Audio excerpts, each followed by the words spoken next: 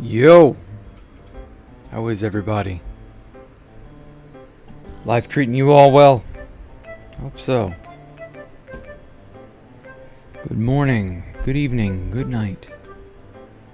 Goodbye. No, I'm just kidding. Hello everyone. Hi. What's up? Zaya said plays games. I hope I said that right. Okay. Let's get right on into the build editing.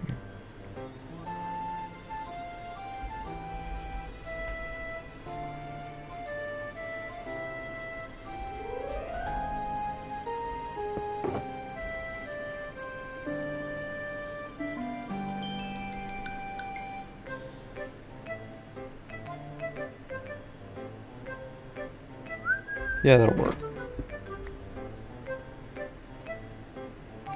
Oh, hey! Gorgon, you're back.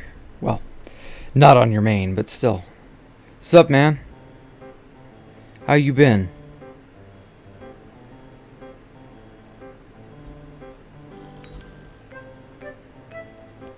What you been up to? No. I imagine you're still spending the fourth holiday with your family.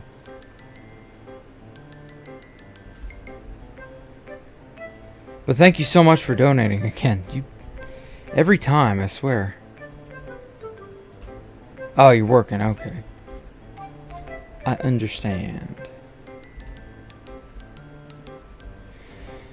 Okay, I wanna make a circle out of this.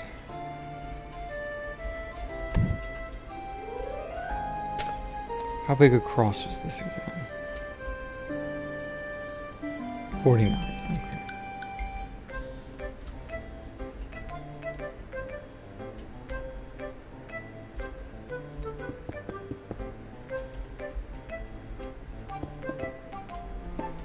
Ooh.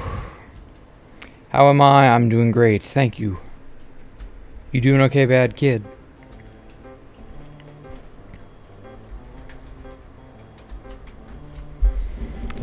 So, 49, that's a little too large. Let's try 24.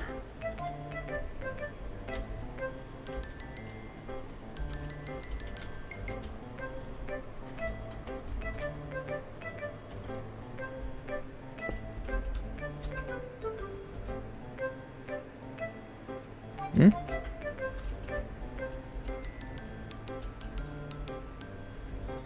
Where'd it go? Oh. It didn't even encompass the whole thing.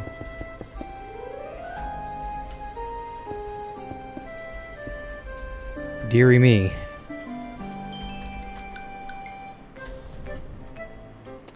Let's go 30.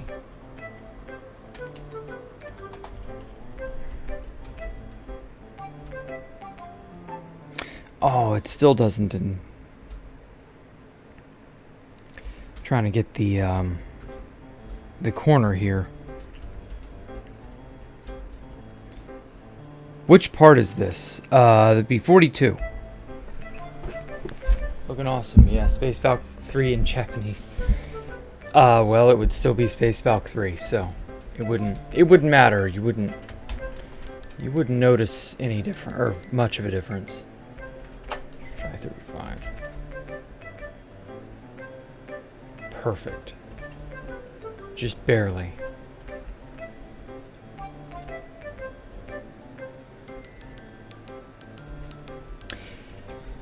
Oh, now that I look at it though.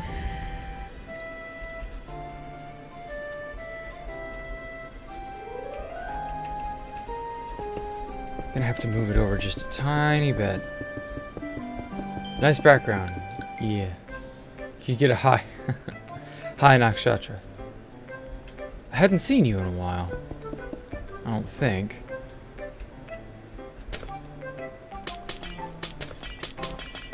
How you been, man?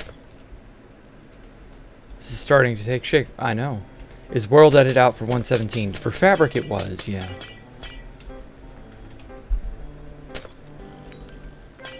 The only thing I'm waiting on is the World Edit Visualizer mod.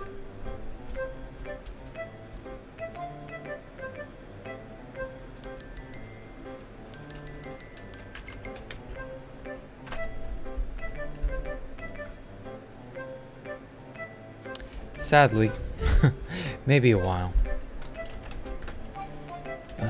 Let's push this back 12 blocks. Maintain the selection.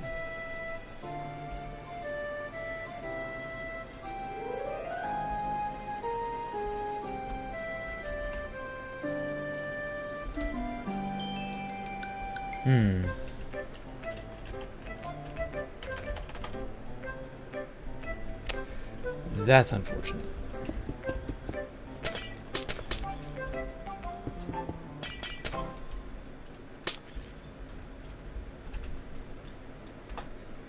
Now it's all right. Oh, are you kidding me?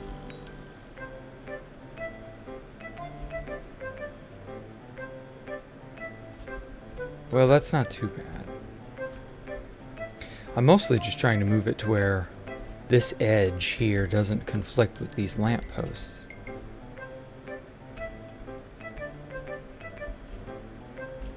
Fuck it. Let's do it again.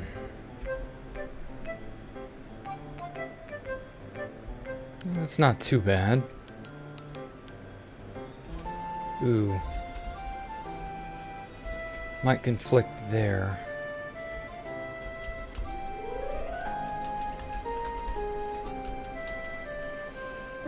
Let's move this. Only a mere 10 blocks this time.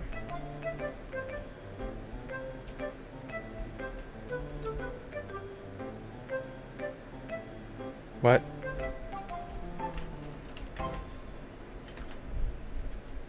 I wasn't looking in one solid cardinal direction. It skewed it.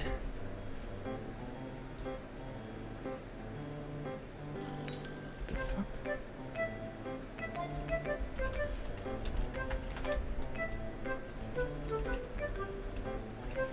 This thing's getting weird.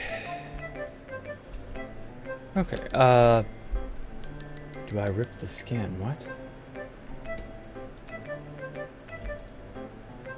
Mexican Papas. Got some more COVID kills today. Oh, God. Well,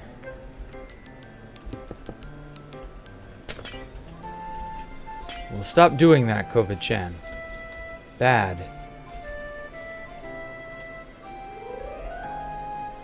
Oh. Need to move an additional...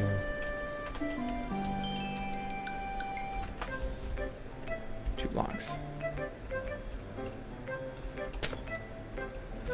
Bad, COVID-chan, bad. You need to be grounded.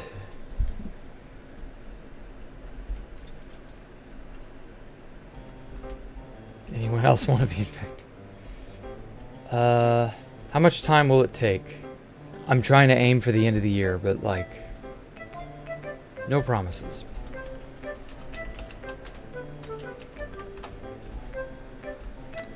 Now then.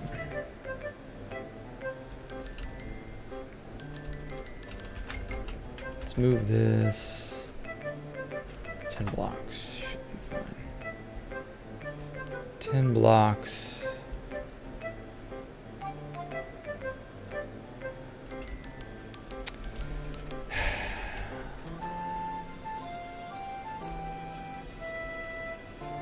You'll watch my stream every day. Well, thank you.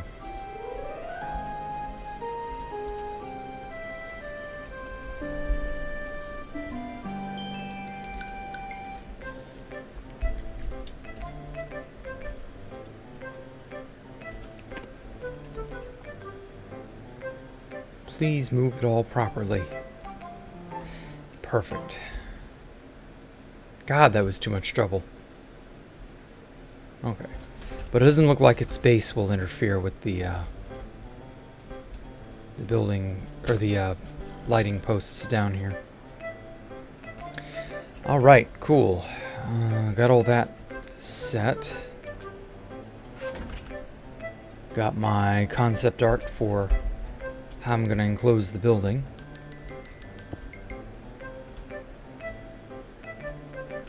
Now then, I'm sure you are all here for one reason. I know what it is. You're here for story time, aren't you? Yeah, that's right. I bet you are. You watch Mumbo Jumbo videos, and he's surrounded by a bunch of skulk sensors and iron trapdoors. The way it pulses is so strange. I don't know if it would look good. Huh. Iron trapdoors and skulk sensors.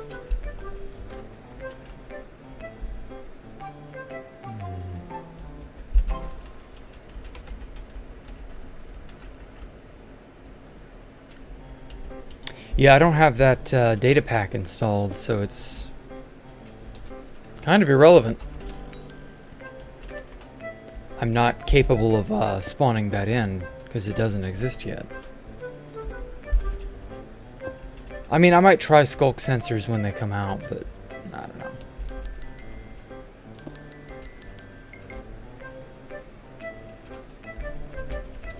It's interesting, the idea of the skulk sensor. But it's not really something I'm that excited for, I guess.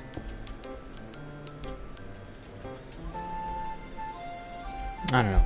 Call me cynical. And I could change my tune. I didn't care about observers when they first came out, but they were pretty fucking dope.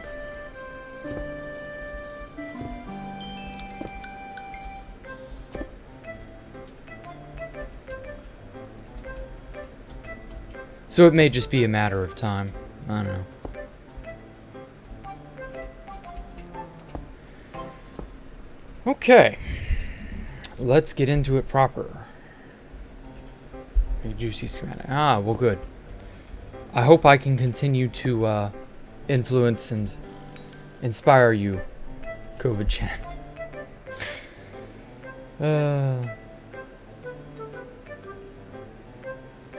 Creative menu for skulk sensors. Is it SC?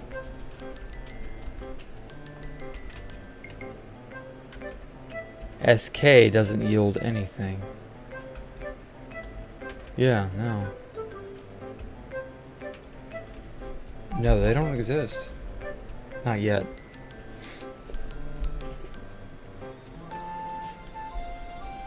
I mean, yeah, they are a redstone component, so of course they're only going to have a redstone application. I mean, that's like saying, you know, redstone is useless unless you're using it for redstone machines. It's like, well, yeah, no shit, of course. So, I mean, it's not like I don't expect it to be. Just that I can't really think of too much to do with it right this minute. So I don't really care. But like, in the future, I'll very likely figure out some cool things to do with it. So it's whatever. Doesn't matter. So, where did I leave off last time? I mentioned, I believe, when the drop dupe hit, I duped at both the outpost base that Alpha and I had made, quartz eaters, and then I hope I mentioned that I also duped at the Sea Spire, because I did. It's not shulk sensor. I'm gonna try.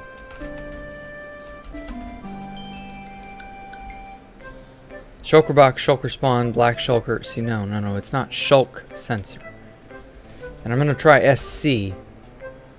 Oh shit, it is SC. Oh my god. Okay.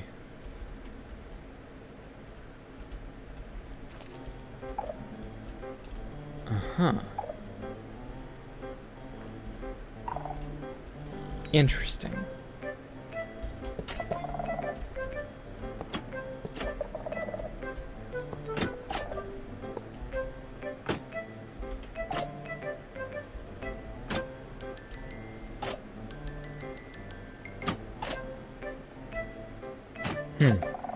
I thought they changed it and made it wait for 1.18.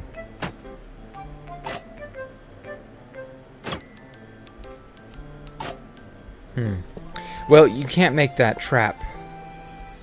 That, you know, the door trap where you move and you get permanently trapped or whatever. Nah. Anyway, sorry. Keep getting distracted. So yeah, the drop dupe. Sucker lasted all the way to 1.11. Couldn't believe that. It was just such an amazing and prolific dupe.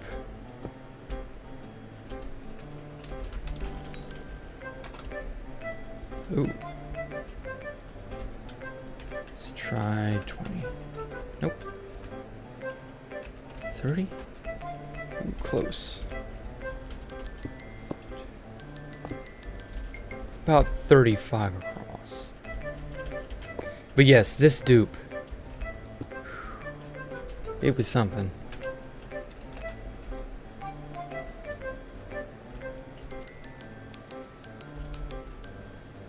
Okay.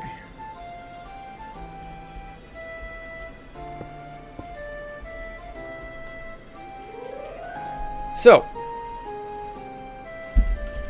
one of the big things, the fallout from this is the reason that the drop dupe was so important wasn't just that it gave me the starting materials that I would ultimately need for Space Valk 3 as a whole.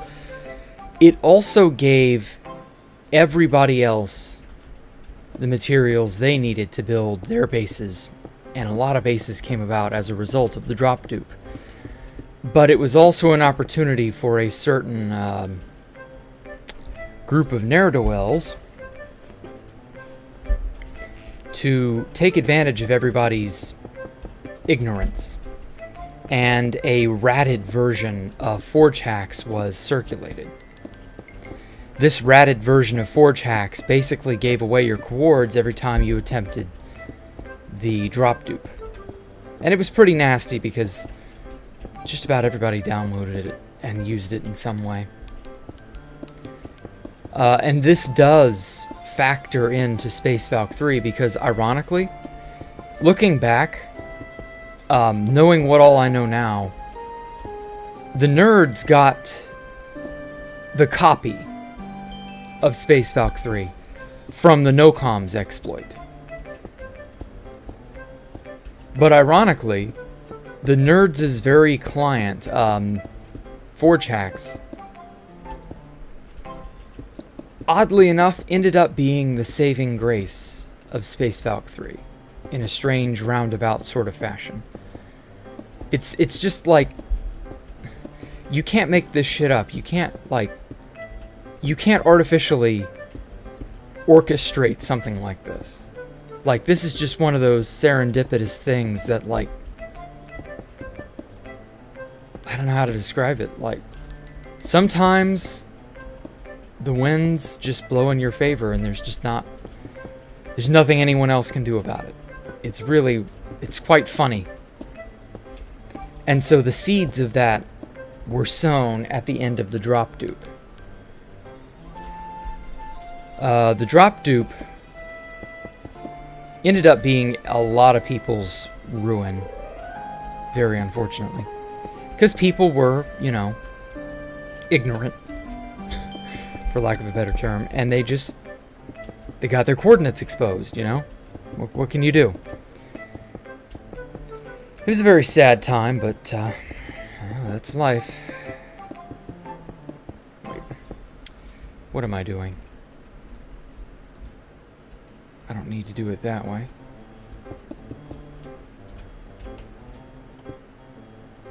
I'm gonna do it this way.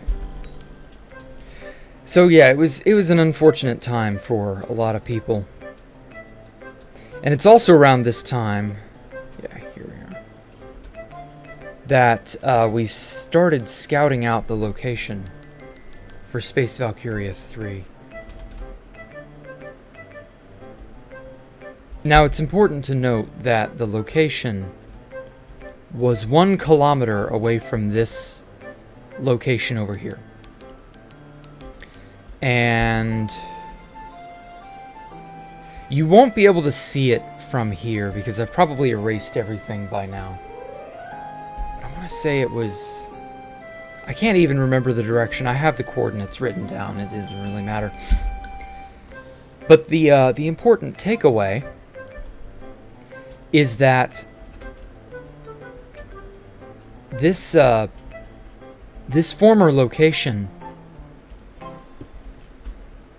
we thought it got spoiled by accident because a base mate of mine, Monoxide, he inadvertently opened up forge hacks, the backdoored forge hacks. He opened it up at the base.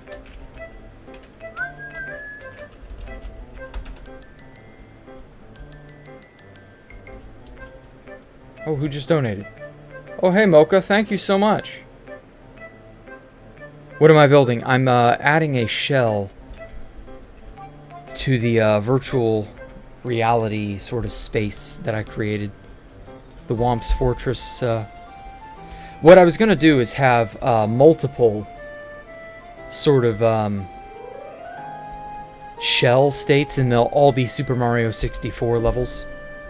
And so the insides, depending on down here, depending on what buttons you hit and stuff, that'll be hooked up to command blocks that overwrite in here. And so you'll get a model of whatever Super Mario 64 level you want. In this case, it's a model of Womp's Fortress, which I do need to go back and do some tweaking on because it's not perfect, but you get the idea. So yeah, that's what I'm building. I'm making the outer shell for it, and I have a concept art for that I wanted to use for a while. But anyway, not to get too distracted anymore. So yeah, Monoxide inadvertently used the backdoored forge hacks at this place we will now refer to as the first site. The first site of Space Valk 3. And there will be 3 sites in total. And I'll go through each one of them. This story confused the hell out of Sal C1. And so getting him to properly convey it in that video he made was really difficult. I had to do a lot of spot checking. So I figure telling the story now, since I'm recapping all of my own history, will just kind of make it all go a little bit easier. So we settled at the first site for Space Valk 3. This was late December 2016. The important part is Mona only accidentally used the backdoored forge hacks. Because I've not really mentioned this place. It's really not relevant to 2B2T history per se, but it's like very tangentially relevant. So I'll go ahead and mention it now. The server Constantium was founded in late 2015. I'm not entirely certain who. I know this Phantom Captain guy is the dude supposedly responsible, but his identity is a bit questionable. We think he is James Russell's, but we don't really know, and honestly, I don't give a shit. It's not important. What is important, however, is that a lot of people from 2B2T who were, you know, tired of the nerds, they fled and went to Constantium. Now, why is that relevant? Well, people like Mona, Monoxide, they were one of them, or he was one of them. He went to Constantium.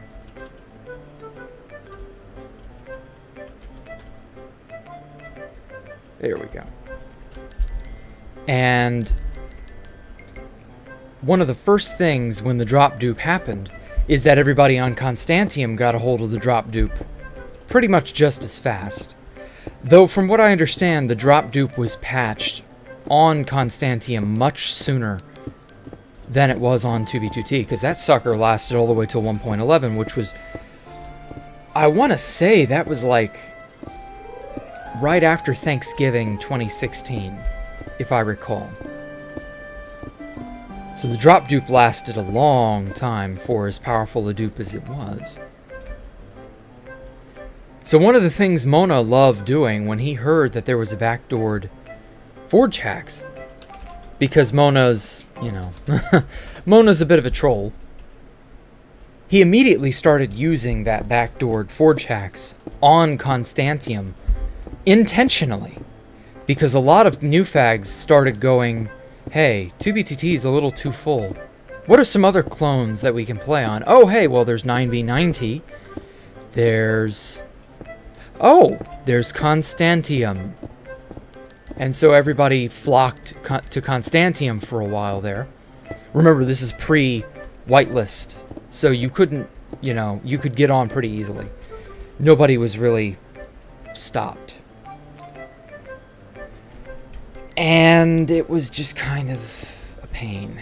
A lot of people were upset that the new fags began to, you know,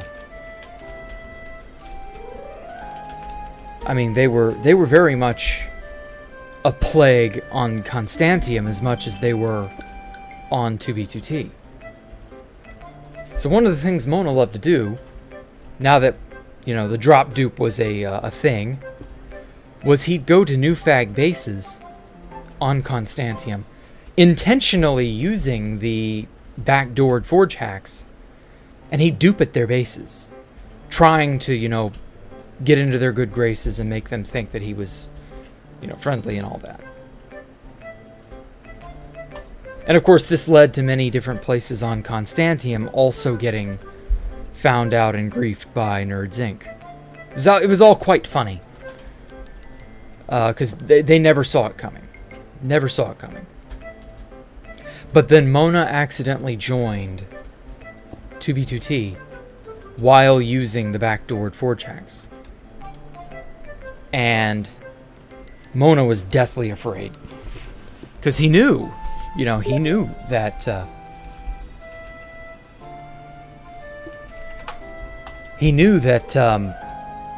you know, this shit was potentially a leak. Like, he could have potentially just leaked Space Valk 3's coords. Oh my god, you know, how could he? And admittedly, I was pissed at him for doing it. But I understood that it was an accident, and he'd only signed on to 2B2T for maybe 3 or 4 seconds. Like, not hardly any time. But as luck would have it, this made us paranoid. I know, right? Luck? Paranoia? Huh? How do those two things fit together? Well, they would be the two things that would ultimately save Space Valk 3 from utter destruction. Kind of. I'll get to all that here in a sec. But the important thing to note is that in addition to being mad, I also realized that we were so early on in the development stage that it didn't matter. We could just pick up and move. And we didn't even have to move all that far away because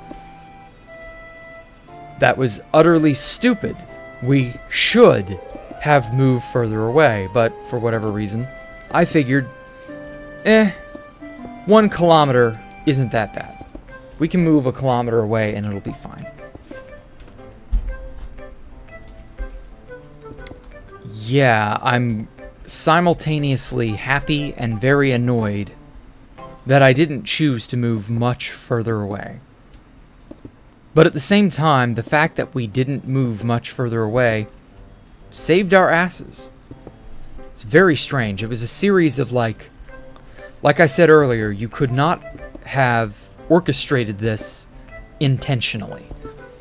This was just one of those serendipitous, you know, stroke of luck, or in this case, multiple strokes of luck. A veritable aneurysm of good fortune was to be had very shortly. And so we moved about a kilometer away from I'm not even sure if I'm facing the right direction. It's somewhere over there, I think. And so we moved a kilometer away. Right over there. Or down there. And it's worth noting that right there was sea level. Or rather, island level back then. And that was the spot where we set up base. So we moved from the first site, which got compromised, to the second site. Now, I've got to talk about somebody very important. So, we all had old fag Q at this time. Veteran Q. You know. All of us could very easily join 2B2T. And so this brought back a lot of older players, including Kino Rana. Now, I did touch on last stream that Kino Rana and his friend Mason had a shulker box dupe that was private. It never really got leaked. But they were duping items using this dupe and selling them. Whoop-de-doo. Well, this introduced me to Mason himself. Now, Mason factors pretty heavily into the story because of what he does next. You see, Mason and Kino Rana shared an account. And I was not aware of this. I didn't really know Mason at all. So, them sharing an account was news to me. Not great news. But again, this is one of those mini strokes of luck that we'll play into later. So Mason was never really part of the group. Certainly not my friends. These are all people that I knew from the lands or from Valkyria. And Kino Rana was one of them.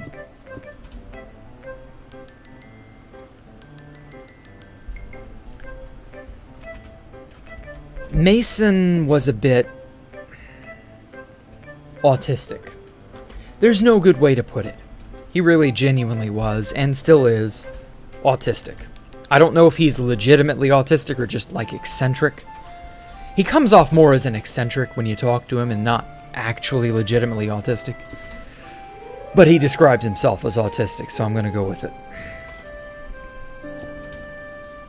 Mason snuck onto Kino Rana's account. Not his main account. It was their shared account. Kino Rana is Kino Rana's main account. Nobody shared that one. The shared account was Tokerbuds.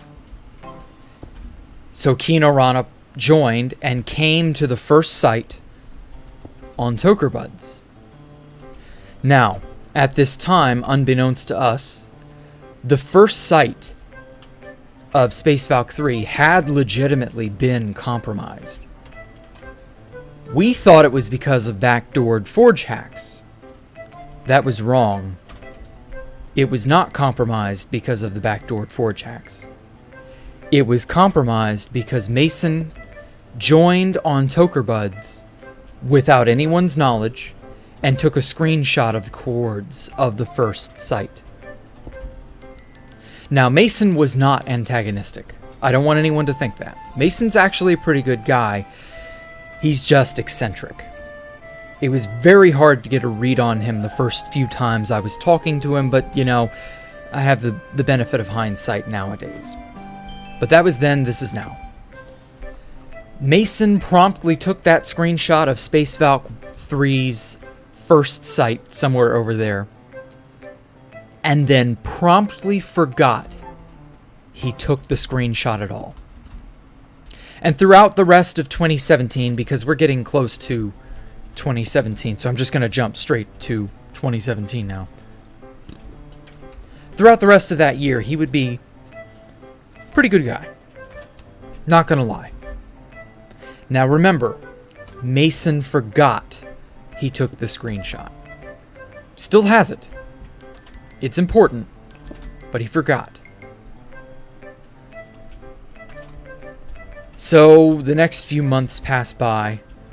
I guess this is a funny story. I made the island that once occupied this whole area. It was a fairly sizable little island. I drilled holes up and down all throughout that island in February 2017. That fucking island felt like it took forever to prepare. And then I wired it. I filled all the holes up with TNT. And then I wired it all up so that it would all go off at once. You still have the video. Okay, cool. Thank you, Mona. Yeah, that video is something. And I very foolishly placed our early stash. So let's see now. The island stopped about right there. And so I placed our stash above several hundred blocks of rigged TNT. I placed our stash roughly there. Needless to say, that stash didn't survive the explosion. It absolutely got annihilated. And everything else got annihilated, save for like a few scaffoldings of obsidian. It was actually quite unfortunate. We lost basically everything. Now, admittedly, that was only just a handful of the stash. We didn't move the entirety of the drop dupe stash at Quartz Eaters. We didn't move all that out here. But over time we would. And it was a pain, but, you know, it's whatever. We would soon get a new dupe, literally the next month, to replace it. So whatever we lost in the explosion removing the island, it would all end up getting replaced anyway, so who cares? Ultimately didn't matter. And so work began proper on Space Valk 3. Now, this place right here where we currently are is the second site. I have not touched on the third site, and until I get to 2018, there is no third site until 2018. So at the time, for all of 2017, I would build the central pillar up until about June, July 2017. That's about the extent of what I would get to. And I would start to feel burnout at about that time. It was unfortunate, but, you know, it's really hard to avoid burnout. It really is. But hey, you know, that's life. Okay. So, let's get...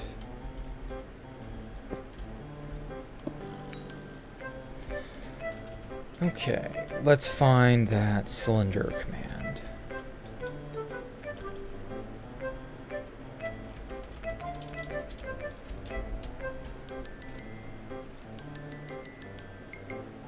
Let's go 30. 33.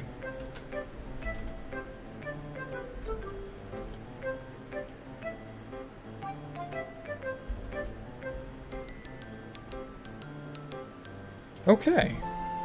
Yeah, that works. Right. So the next big issue that we would face is Mason and Kinorana's friendship, if you will. But also, we had a bit of a leak. See, because Kino was part of our group, we all kind of wanted Kino to give Mason and his work to the rest of us in the group, kind of for free. It was kind of parasitic of us, I hate to say. We got the donkey dupe in early 2017.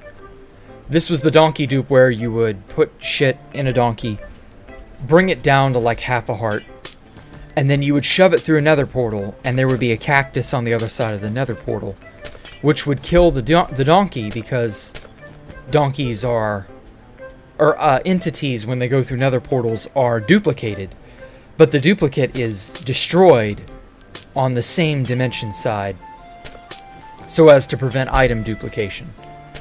But the cactus killing the donkey as soon as it was generated basically was a, you know, it was an unforeseen kind of side effect, if you will. Oh. Well, I guess I can leave that. I didn't want the wool showing, but...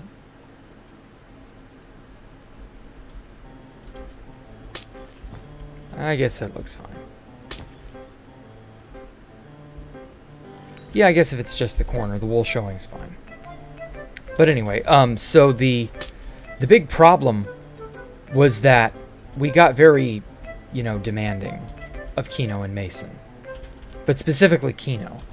He felt like we were kind of using him, and I hate to say this, we kind of were. In retrospect, I've realized that. But at the time, I was just like, what's the problem? Oh, shit. I got air into the mix. Because Kino wanted to sell a lot of these exploits for actual money. This would kind of start a bit of a vicious cycle regarding selling exploits for money.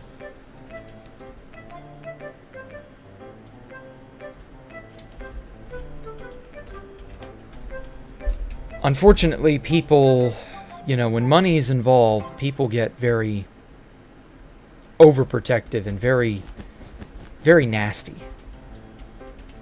Kino didn't get too bad, but he did eventually, because he also, for some reason, I don't know why, I've never figured out why. Kino did not like Alpha Computer. He never liked Alpha Computer. By this time, I'd really inducted Alpha into the group. Like, he was a bro. He was one of us at this point. Like, yeah, he was still fairly new, but, like, so what? You know, he was part of the group. It didn't matter to me. And it didn't seem to matter to too many other people either, but for whatever reason, Kino was always rubbed wrong by Alpha. And this is when it really began to show.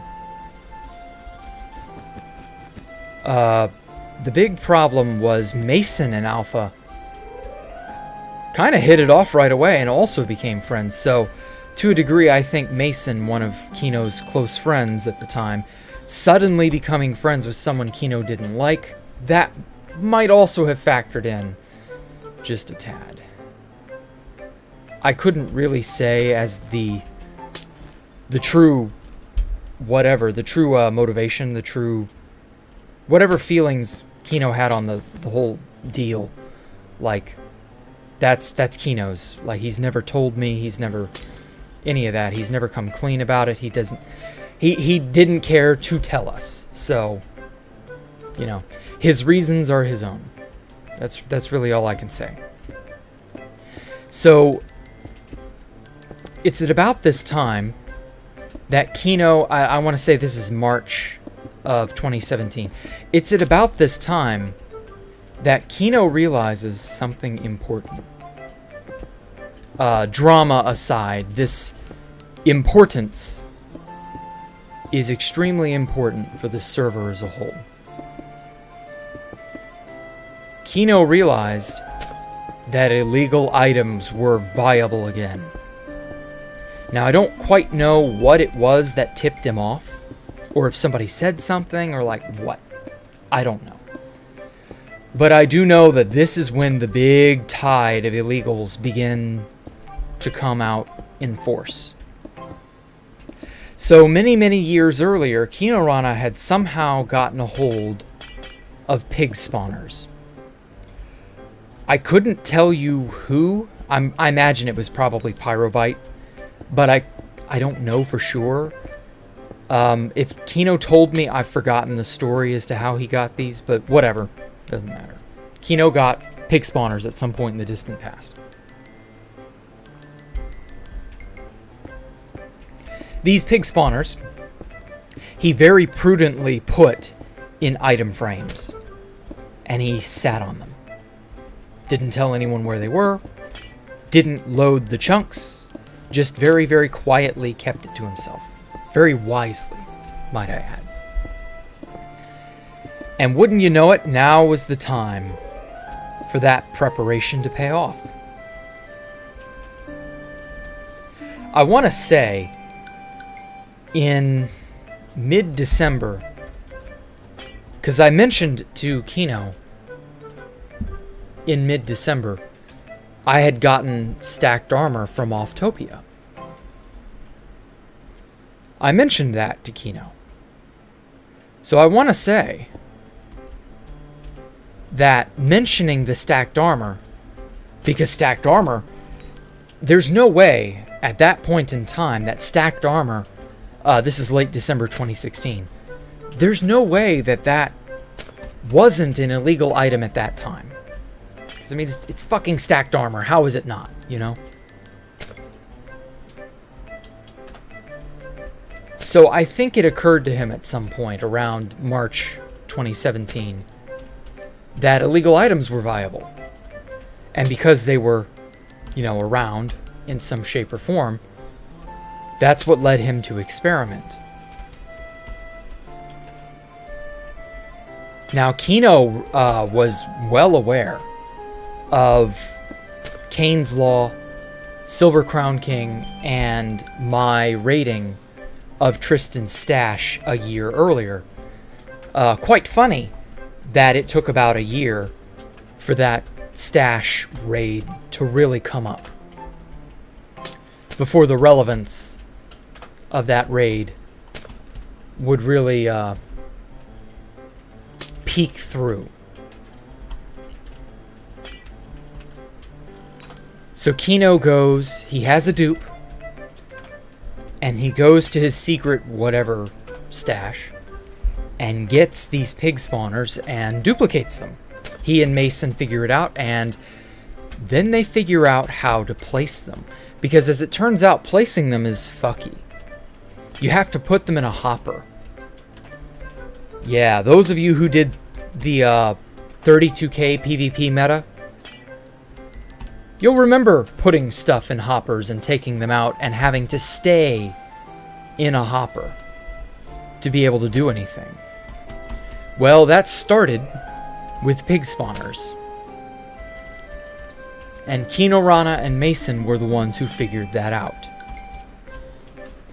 And so, they started making it known that they had pig spawners, but they predominantly told us first. The Lands group. Or now the Space Valkyria group, I should say.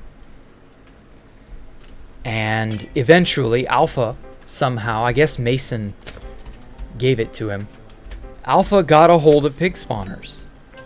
And one night, he's like, Jack, something important happened. I need you to log on.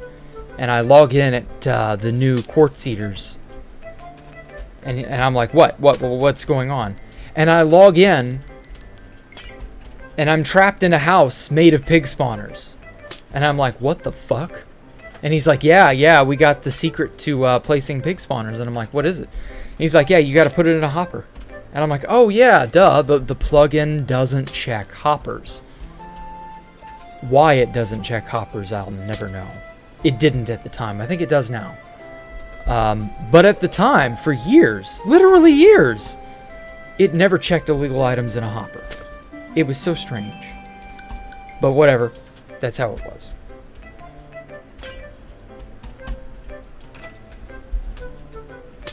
So, we get to work. We bring some pig spawners out here, because you can put them in a shulker box. Illegal items plugin doesn't check for things in shulker boxes at this time. And so I'm like, hell yeah. We got pig spawners. And then we were also promised cow and pig and sheep spawn eggs. But that never manifested. We never had those. I don't know who was going to have them. I think XCC2 was like, hey, I've got some pig eggs, cow eggs, sheep eggs, villager eggs, things of that nature. I've got that stuff from, I want to say, Pop Bob's backdoor plugin. Like, the people involved with that plugin had so many crazy little side stashes that they made out in the middle of bumfuck nowhere. like, those people were just genuine hoarders. So the idea of us getting pig spawners and then mob eggs to really, you know, tie it all off, that was just like, oh my god, infinite cow, pig, sheep, etc. And so I ended up, as I was still building the central pillar, I ended up getting to about this point here, and so I placed pig spawners right there, and I placed 4 sets of 3 on each cardinal direction, because I was promised sheep, cow, and I want to say villagers. So I was going to make these sheep, cow, and villager spawners. And that just sort of never got off the ground. They just stayed pig spawners. And of course everybody got pig spawners eventually, but we'll get to that. It's a very unfortunate thing, but at the same time, we still got a really cool item out of it, so you know, it didn't matter.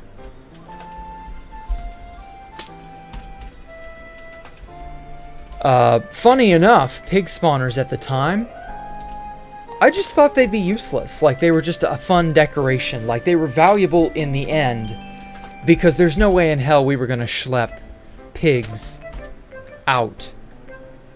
However we were gonna. By the way, boat fly had not yet been re-enabled, so boat flying was out of the question. That would very, very soon change. But at the time, you know, didn't think anything of it.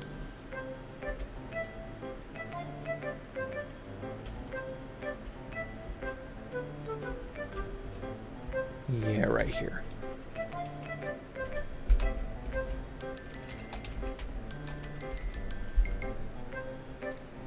So our next big struggle was a bunch of infighting that began from Mason and Kino. Basically, they didn't like that we were getting a piece of the action for free, because Kino wanted to sell these exploits, and he wanted us to kind of not leak his shit before he could sell them. The unfortunate nature was, I wasn't really sure who was leaking them, because I wasn't doing it, and Alpha wasn't doing it. Turns out it was Parthicus who was leaking a lot of these. Parthicus ended up starting a group. Just, you know, a tiny group of guys. You might know them. You might have heard of them. They were minorly important. You know, Imperium. Yeah, that's right. Parthicus started the Imperium by complete accident. Now I know what you're thinking. What? No, the Dark Emperor started Imperium. Well, yes.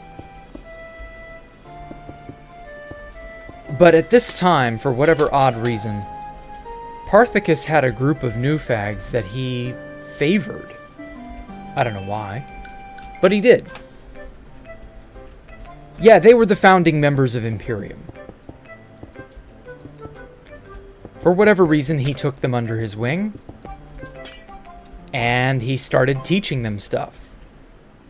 But more importantly, he started giving them stuff. And the donkey dupe that had just come out was among some of the things that he gave them. Now, we wouldn't find this out till much later, but basically Parthicus giving Imperium, or the people who would go on to form Imperium, all this stuff kind of sort of, you know, made them the Imperium that we know today. Although I don't think Imperium exists anymore. But this is basically kind of how Imperium got started. Oh, shit. That overwrote tower. Damn it. I don't know. Do I want to undo this? Yeah, I'll just break it and replace it later. But yeah, so that accidentally kind of started the entirety of Imperium. I never had any real contact with Imperium. Parth kept trying to get me to, you know, meet and greet the members and stuff, but I was never interested. I was too busy doing my own thing here. I didn't give a shit. So, yeah, Imperium kind of got started by Parthicus.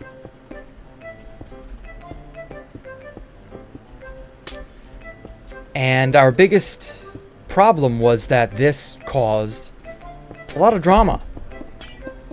Kino didn't want his shit being leaked to new fags, let alone people who were getting this exploit for free. You know, he wanted money. Like, he wanted to be paid for his work. And yeah, I can sympathize. Like, I don't blame him. Now, I'll admit, selling exploits on a Minecraft server is not exactly the most honest day's work. But whatever, you know, he and Mason were, as far as I'm aware, they were splitting money. But, we'll just remember that. They were splitting the proceeds from the exploits they were finding. Just remember that. That plays in later. It was all very unfortunate.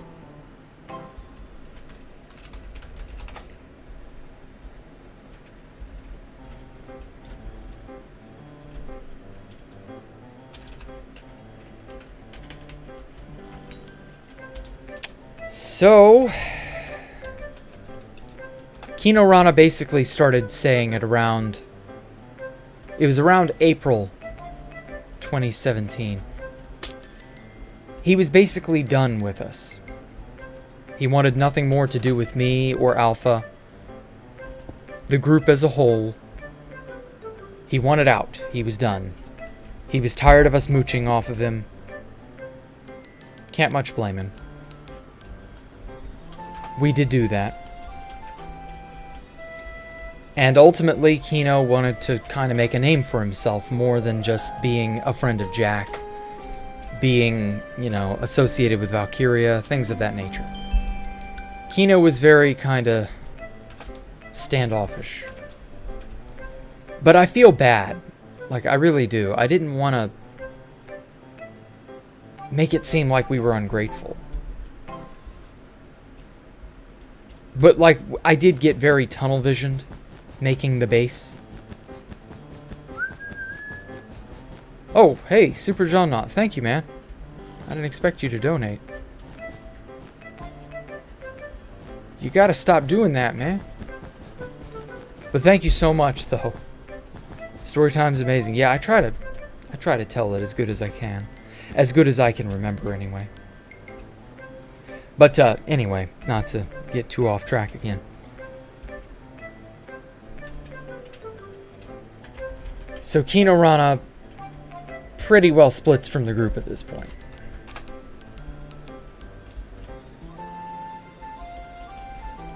And yeah, it's very unfortunate. But before he goes, I think the thing that was really the nail in the coffin was the 32Ks. Because it's at around this time that Kino figures out, hey, if pig spawners are viable, what about those 32K items that we stole? Were those maybe usable?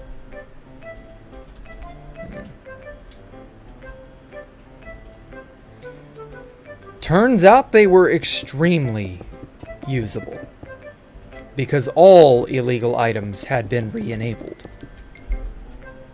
And so Kino had Silver Crown King venture to the site where we'd hid those 32Ks. By this time, we tested the 32Ks about 7 or 8 months earlier, and I tested the 32K armor. And unfortunately, the 32K armor was gone. It didn't work.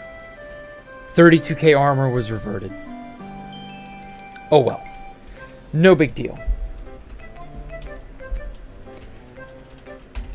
32k armor was basically worthless anyway, from what I understand. Oh, hey, Mona. Wow, thank you, man. I didn't expect you to donate, too. Yeah, this story somewhat kind of tangentially concerns you, so, you know. But yeah, sorry, I keep getting distracted. Thank you so much, Mona. But, as I was saying, the 32Ks get, this time, the picks and the swords. Those things get taken out of stasis, if you will. Perfect. And they start getting circulated around very shortly. But not before Mason and Kino can stock away a bunch of them. After all, they had the dupe. Oh, damn it.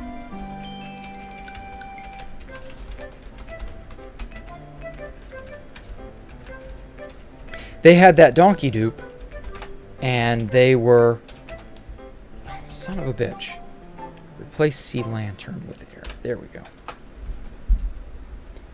And so they were able to very quickly duplicate up all these items because Kino was still kind of sitting on the donkey dupe for fear of it getting patched. He wanted to sell it.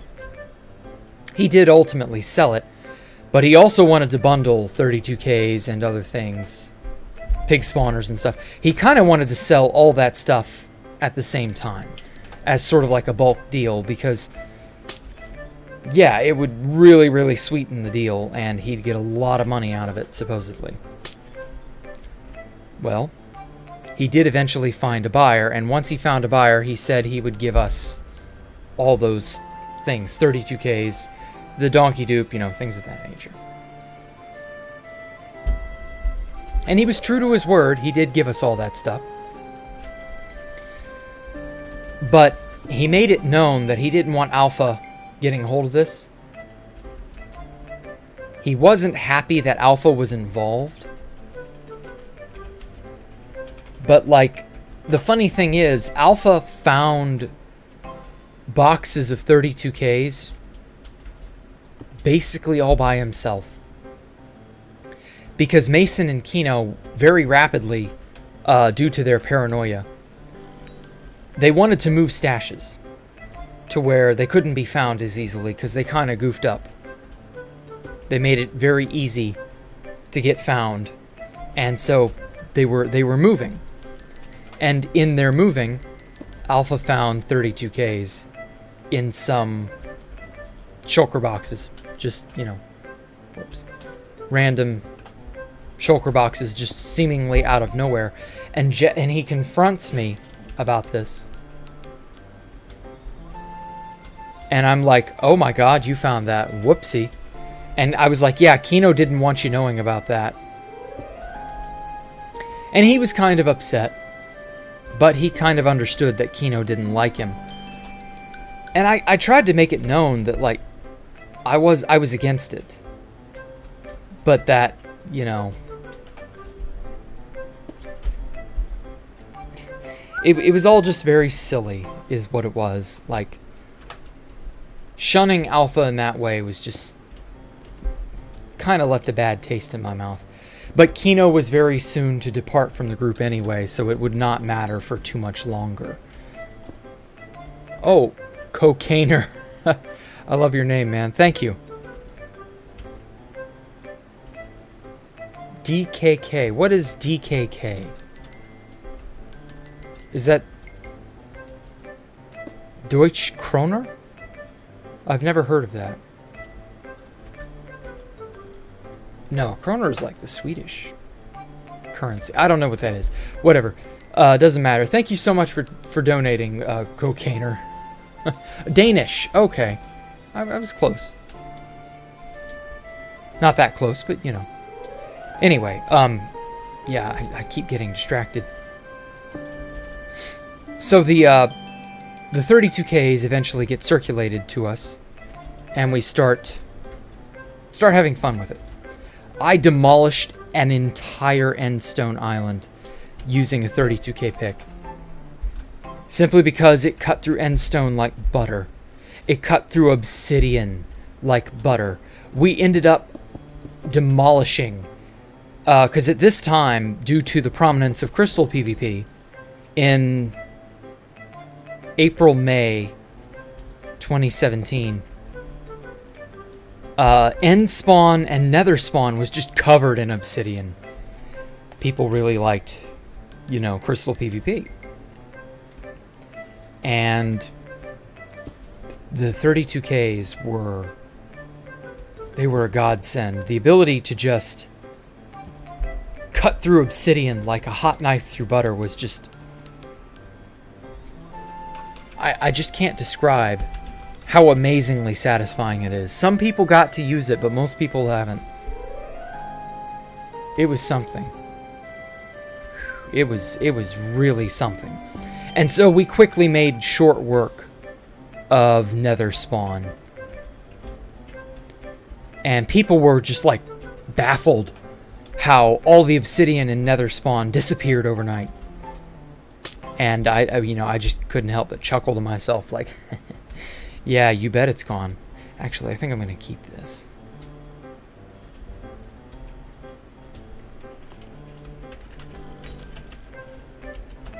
So it was quite funny seeing this this new meta slowly begin to emerge. Oh damn. Yeah, I didn't want it to be that high.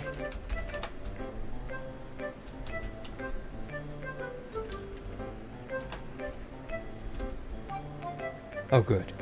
You can just barely get over it. Alright, cool. So yeah, the meta of 32Ks was kind of born at about this time. And people, very few people knew about it at this point. Trying to think. Oh, and one more other tangentially important thing is that around this time in 2017, I joined the Spawn Masons. Why? Because I fucking felt like it. Like that was literally it. I was bored, and I figured, you know, a distraction of some kind, like a group of weirdos pretending to be a cult, could be fun. And it was a lot of fun. And this is how I would meet Hermetic Lock. Later on, I would end up getting him to come out to Space Valk 3, but that wasn't for another year. A year or two, actually. No, 2 years. That's right. He didn't come out until 2019. So yeah, it was interesting. Just this odd dynamic of people. I got some cool items.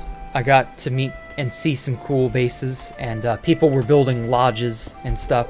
We ended up making a lodge out of the destroyed hull of Space Valk 1 at one point. And it was just wacky. You know, people were still kind of enthralled with Fit. So I think they got Fit to join as well not too long after. And just, you know, general screwing around. That's really all the Spawn Masons were. It was just a bunch of people screwing around, having fun. But people also kind of began to take it a little too seriously. The role-playing occult kind of sort of became actually legitimately being a bit of a cult. And Alpha, you know, he joined right next to me. He kind of also began to realize this, and he was like, you know, Jack, I'm not happy with the Spawn Masons. And this was around June, July, when the cult Spawn Mason thing began to really spiral out of control. But not before we would have one big bash with the 32Ks. We would start to use them out in the open more and more until eventually Mason and Kino wanted to live stream us playing at Nether Spawn, killing people with 32Ks, and oh boy, did we do we did just that. I want to say that live stream has been purged, but I don't know, I could be wrong. It could still be out there.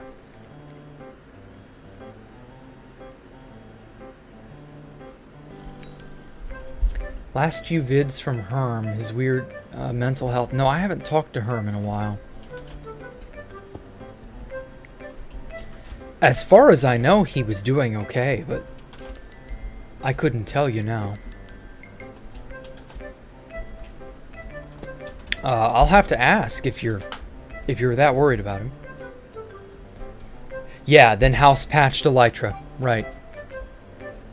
This begins, well, actually, no, that was September 2017. We haven't quite gotten to September yet. But after the 32K incident, it became impossible to use 32K picks.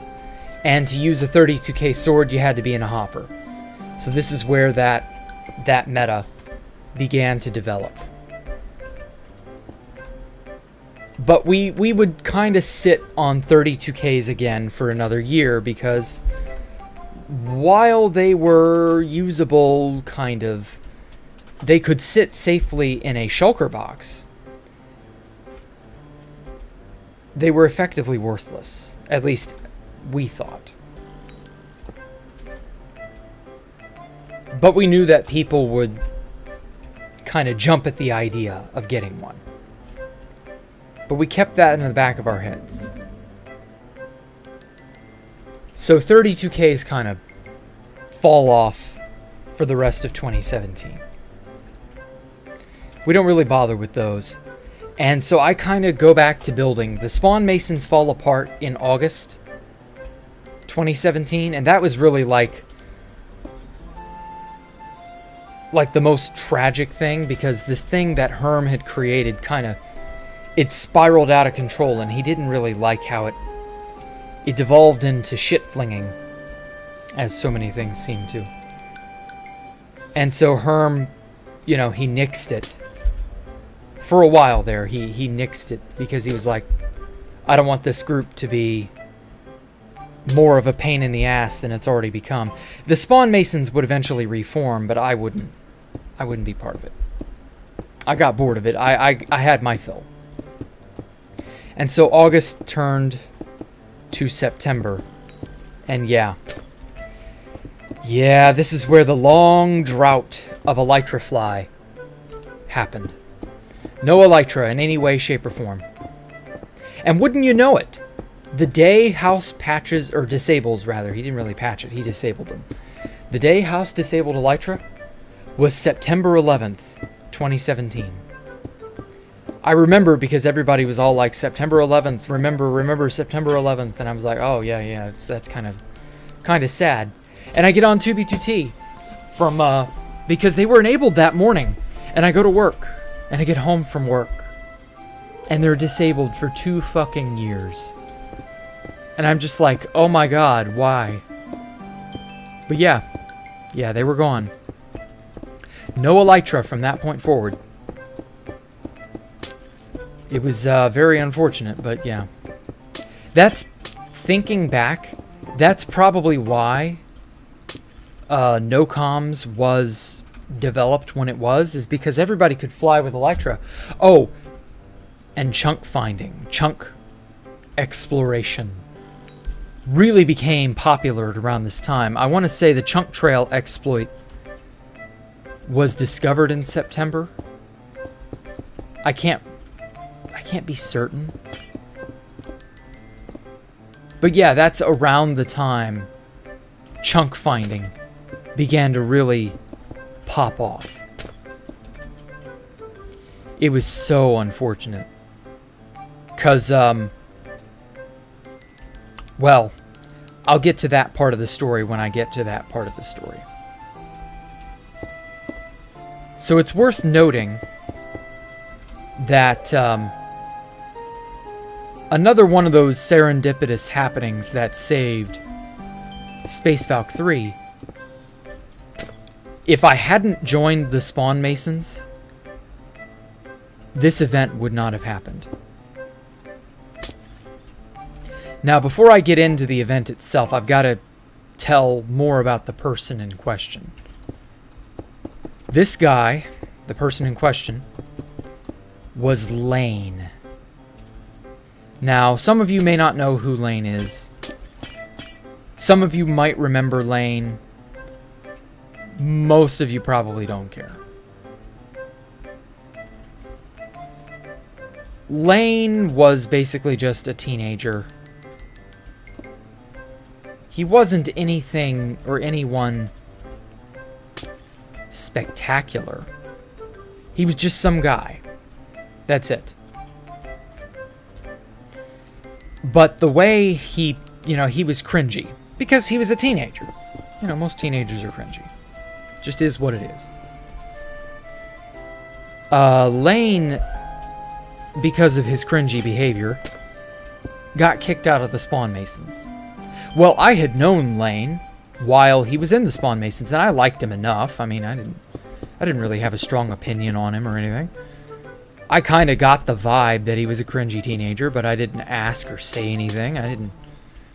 I didn't persecute him or do anything. Lane apparently kind of betrayed a few of the fellow Spawn Masons, which back in those days would get you kicked out.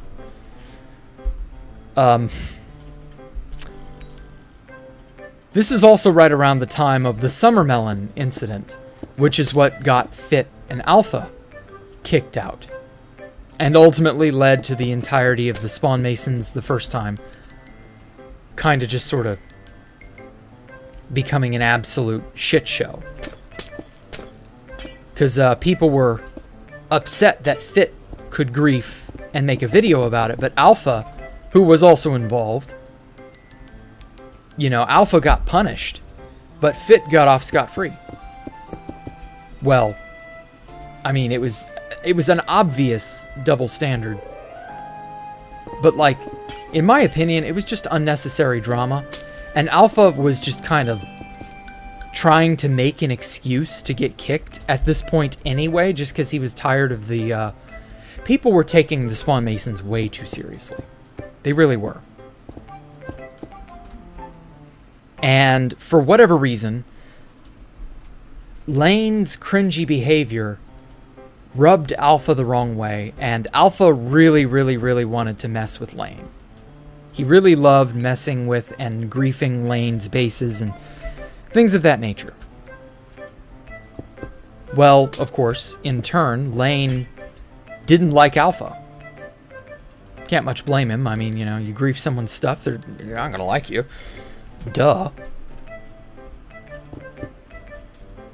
And this kind of started something of a rivalry, mutual grudge between Lane and Alpha. Remember this grudge. It comes up in about... So that happened... So I guess we're in what? We're in September 2017 at this point. So remember this grudge. It comes up in about 6 months. It's a very important grudge. Because in a weird, roundabout way, Mason taking that secret screenshot and Lane's grudge against Alpha. These two things serendipitously come along and are what saved Space Valk 3 from total destruction. It's very weird how it all just factors in. Like I said, you could not have orchestrated this. No one could have forced these weird, seemingly unrelated happenings that all come together miraculously to keep the base alive. Like, you could not have made this happen. It's poetry. In a weird way, it's just poetry.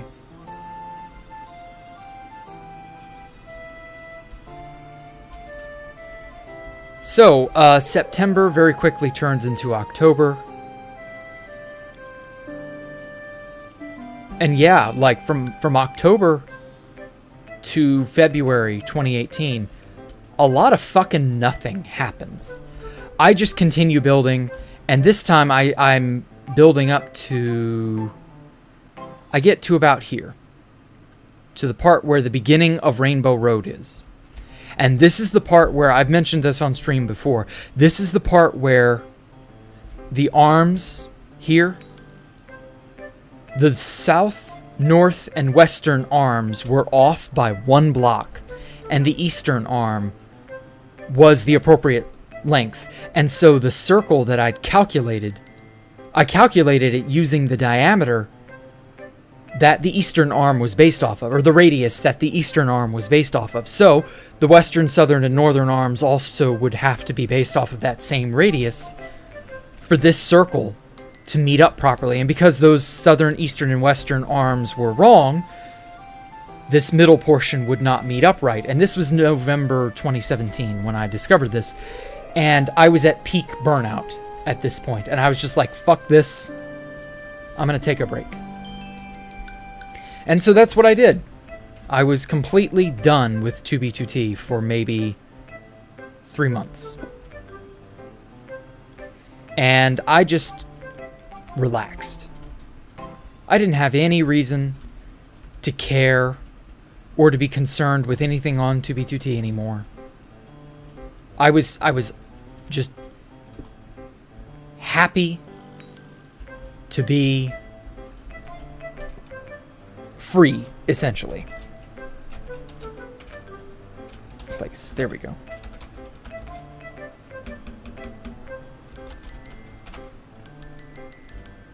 Huh? Oh, hiss. There we go. I just needed to know the center. So yeah, late December to, I think it was almost spring break. Yeah, it was almost spring break 2018, so that would be about March. I played a mod pack, and it was a very heavy technical mod pack, and I enjoyed the hell out of it. And yeah, that's pretty much all I did for the entirety of that little vacation. It was a 2B2T vacation, or a vacation from 2B2T. And I, got it out of my system. I relaxed and came back rip-roaring and ready to go. And it's at about this time that I get a notification from Offtopia. Now, it's important that I should mention, after the fall of the Drain and the establishment of Space Valk 3, Offtopia and I had kind of been keeping in contact, but not really, like, close, just, passingly. And I'd been showing him, progress on the base. He was really happy. He enjoyed it. It was a cool place. He knew it was cool. I knew it was cool, And he was just occasionally checking in. And out of nowhere, he messages me and says, "Hey, Lane is trying to get to your base." And I'm like, "What? Huh? What do you mean Lane is trying to get to my base? Like, how does he know? What base is he trying to find? What coords does he have?" And this really panics me, because I'm like, I've built up to here. I was still trying to sort of sort out why Rainbow Road was askew. But before I could really put it into what had happened and figure it out, this new distraction with Lane had suddenly become very, very pressing. Because even though Elytra had been disabled for a few months, Lane knowing the coords and actively trying to get there meant that other people would do the same. Obviously, this would spell doom for Space Valk 3. So I had to very quickly start wondering, okay, who knew what? Who's told what? Who said what? Who knows what? What's going on? And so I managed to get the information out of Offtopia that Lane knows the coordinates of the first site. Well, we'd already long since moved from the first site to the second site over here. but the distance was only about 1 kilometer. And chunk finding was a thing. And we all knew it was a thing. And it scared the hell out of me because I knew. Oh, and the coup de grace. The absolute cherry on top of this sundae. One of the people who discovered chunk finding was Lane. So you bet Lane knew how to find things. And at this time, chunk finding, while it was still a little mysterious, it was a known quantity. So, like, you could expect people to use it against you. And since Lane had an axe to grind, especially against Alpha, even though he didn't directly have an axe to grind against me, he could definitely make our lives a living hell. He could blackmail us for the base. He could do any number of things. And I just didn't know what to expect. And so, Offtopia tells me, you know, Lane's gonna find your base, watch out. And so we panic. And I'm like, okay, wait. We can't get caught up in this. We can't confront Lane. Now, thankfully, because of lag and because of other dumb bullshit, he could not make it there. He could not physically get to the first site. Thankfully. But just knowing the coordinates was, you know, enough to, like, give us panic. Now, it took me a lot longer to find out that it was Mason who gave Lane that screenshot. The screenshot that he took. But I don't want to blame Mason, because Mason forgot that he took the screenshot. But moreover, because... remember how I said Kino and Mason were finding exploits for money and selling them, and they were splitting the money? Well, Kino told Mason to go take a flying leap, and gave Mason nothing. And so this, of course, this happened like right after the 32K stream in June 2017. And so this very quickly split Mason and Kino up permanently. It was money will ruin a friendship like that. And that's proof of that. Like, it really will.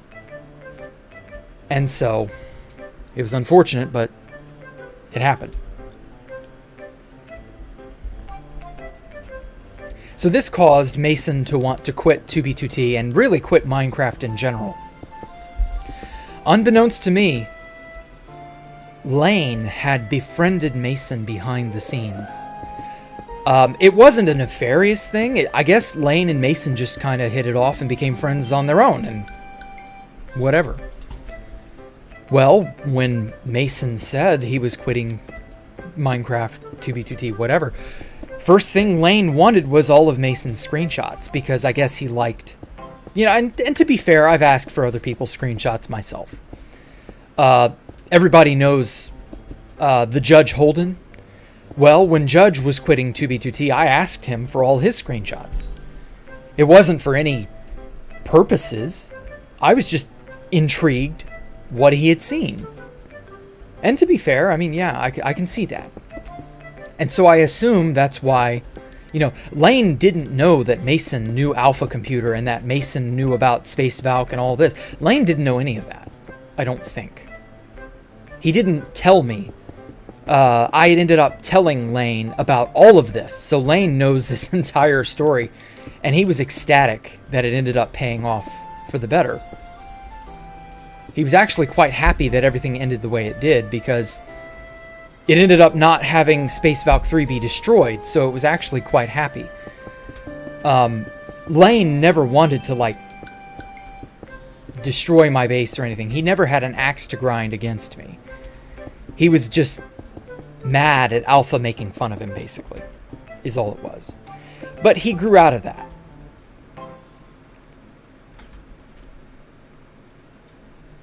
So one of the big problems, however, is none of us knew any of this at this time.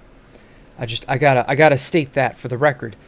we were all completely oblivious to what was about to happen. So this panic of Lane showing up out of nowhere, or potentially showing up out of nowhere, that was the fear, is that he would just show up out of nowhere. We wanted to relocate somewhere where we could not be found as easily. And so I'm like, okay, I'm not letting anyone get in the way, because initially I thought Lane was hostile. I don't want anything happening. I don't want my hard work going up in smoke. I'm going to do something about this. And so I elected to move everything. We got a rail line established. We bridged out a good 10 kilometers in the negative X and like 3 kilometers in the positive Z. So we were almost like 12 kilometers away from here. And we moved all the items. Oh, and I nearly forgot one major important thing. The second most powerful duplication exploit in 2B2T history. How could I have forgotten this? The stack dupe. The stacking dupe occurred in July 2017, and it was outrageously powerful. And one of the first things I duplicated were shulker boxes of quartz, glass, obsidian, and so on. All the building materials I would need to keep this place going, because I intended to make this place really huge. And I would end up using every bit of that. All the things we procured from the stacking dupe in July 2017. Because of that, the copy was possible. And only because of the stacking dupe. And so we moved everything, and I do mean everything, away from the second site here, about 12-ish kilometers in a straight line. We moved that away somewhere, and we established everything on a new island with a new end gateway. I found an end gateway at the exact same Y level. All the factors were right. And we set up everything at a major stash, floating high above this time. I learned my lesson. High above the end island, way out of blasting range. And I set up a legion of TNT bombers using slime block machines. This time it was way easier to set that up. And I blew up that entire new island. And we established the third site. This was the copy that the nerds would end up blowing up a year later. This is what would it ultimately be the cat out of the bag that Space Valk 3 exists. By this time, a lot of people were kind of getting some hunches, you know. There were some guesses, some suspect movements. Gee, Jack sure has been on a lot. Boy, huh. What do you mean Jack fell into the void? Ender pearls. What do you mean load my pearl? And other various, you know, kind of blindingly obvious factors. You know, at the time, we thought we were being clever, but a lot of people knew. A lot more people than we knew. They didn't know quite where to look, and they couldn't really fly, and so they couldn't go out and start searching. But there were people who were dead set on finding Space Valk 3. And they were dead set on finding it since... probably since, I don't really know. I really don't know when people started wanting to find the place, but they did, so it's whatever.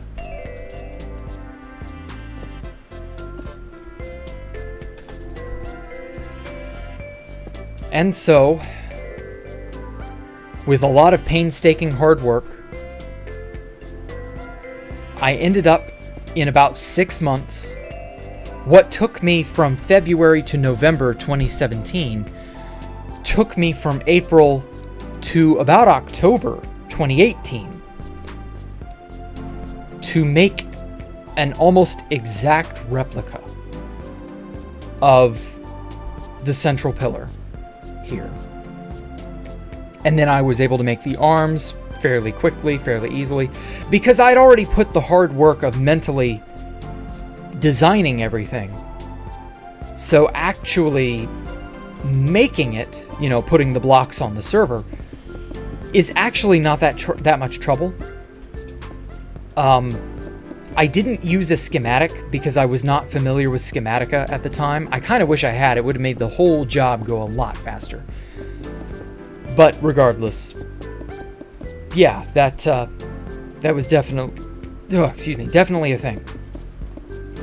And so it took about 6 months, but it exhausted all of my resources.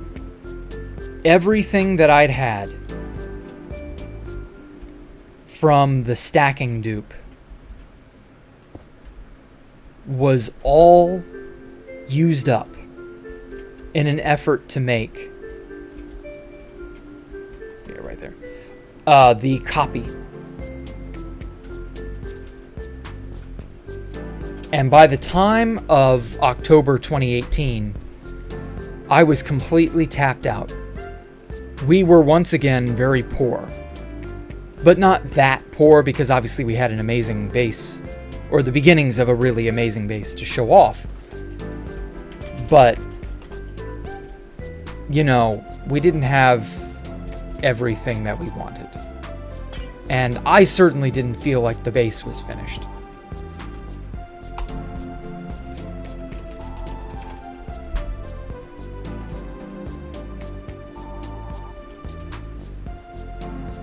Cool. And so I thought, you know, we really need some sort of a dupe again. And mind you, this was like, I don't know how many dupes we'd had by this point. It was quite absurd how many dupes we'd had. Like, we'd had like 4 by this point, I want to say. Something like that. So, begging for another dupe so soon, or wishing for another dupe, like, it was quite laughable.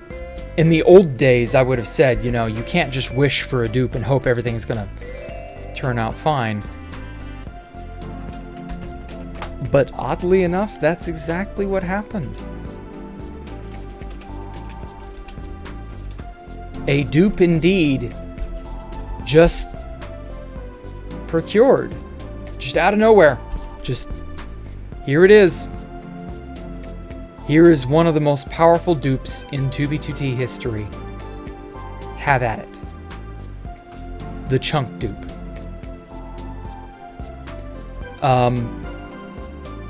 I could go more in depth as to the nature of the chunk dupe, but like, the chunk dupe, words fail me when I try to tell you just how incredible this dupe was. The chunk dupe, like, there's a reason it has the title of strongest dupe in 2B2T history. That's a tough title to contend with, because you got things like the stacking dupe, the drop dupe, the 32K books, the minecart 1.5 dupe. You got so many different heavy hitters that we've had over the years.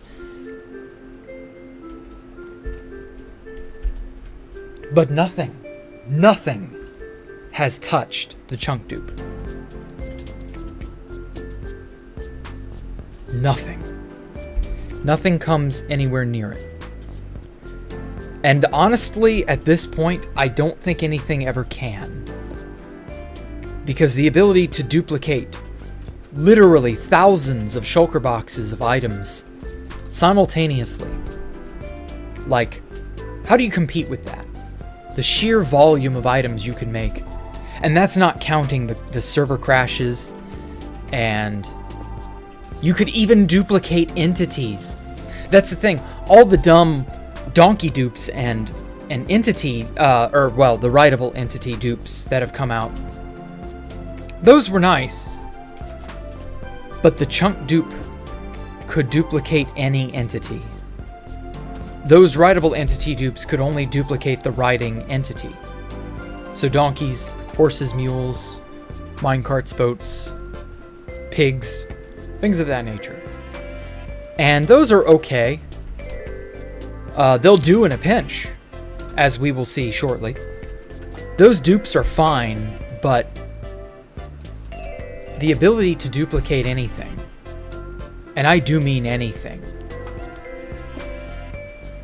if, say for example, you had a special villager of some kind.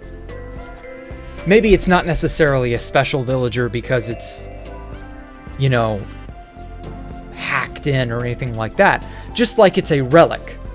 Because, you know, villagers have changed a bunch over the years. And so let's say you have this special villager you want to preserve for historical reasons. Shit. I wouldn't know of any such villagers, but, you know, let's say they exist.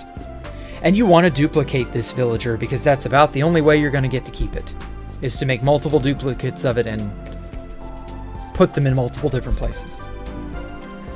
Let's say it's a unique villager because his trades have changed, but like they're unique trades because Mojang has changed. Well, with the chunk dupe, you could duplicate a villager. You could duplicate that villager perfectly. Trades and all. You could duplicate and create special items like half beds. You could make floating torches and other technical abnormalities. You could do all sorts of things with the chunk dupe.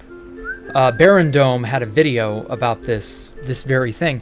And like the chunk dupe, no other dupe had ever really given us those kinds of oddities. Oh, thank you, Walnut Marker 649. Went we. Okay, well thank you. Thank you, man. Yeah, you could dupe buildings. You could dupe anything. The chunk dupe is, like, in every way imaginable, the chunk dupe was and is, to this day, the most powerful exploit I've ever had the fortune of participating in.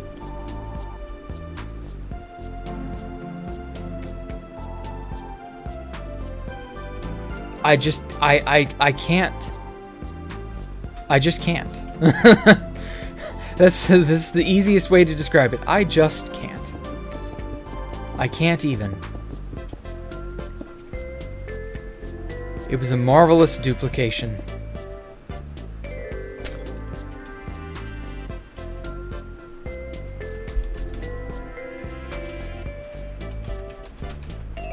There we go.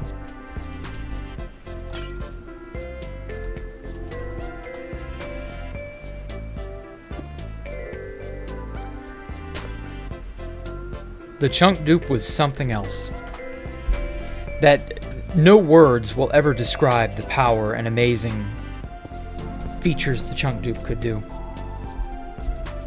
And it's in October, November of 2018 that the chunk dupe really begins to pick up. There's a guy named Earth Computer who created a module, or I believe it was a forge something.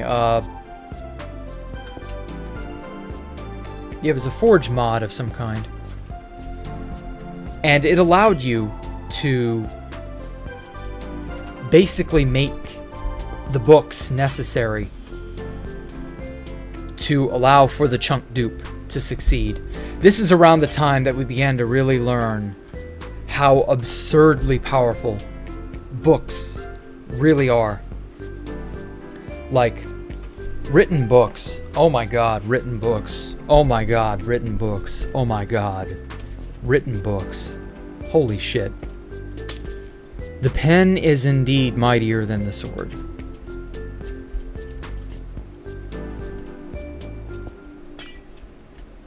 The ability to cram so much data into something that you literally fuck the server. That power would not go unabused. Oh, thank you, Farsk. How am I doing? I'm doing great. But yeah, enough gushing about the chunk dupe.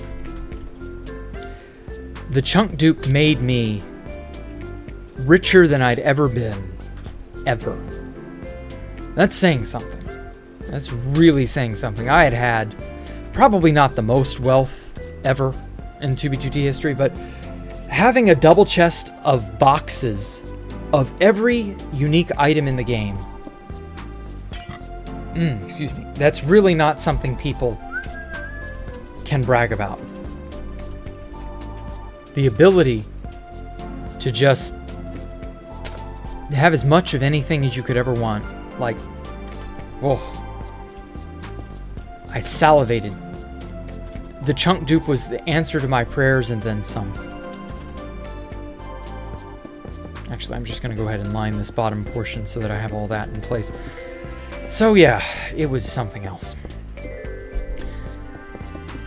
We spent maybe 2 months straight doing nothing but duping. All because the chunk dupe was around until almost February 2019. And I really kind of started, this is around the time I started to stay out of the affairs of most goings on. Drama between groups. Hell, even stepping foot outside the end. I just didn't really do it. I was more of a recluse than ever by this point. And so I didn't really know a whole lot of what was going on. So that's kind of why we flashed through 2018 so fast when, you know, 2016, 2015, these years took entire streams, and 2017 and 2018 have taken both less than an hour combined. You know, that's predominantly why. So yeah, I was definitely more focused on Space Valkyrie than anything else at this point. Nothing else really mattered to me. This was definitely my magnum opus, and I wanted it to be front and center. The forefront of my mind.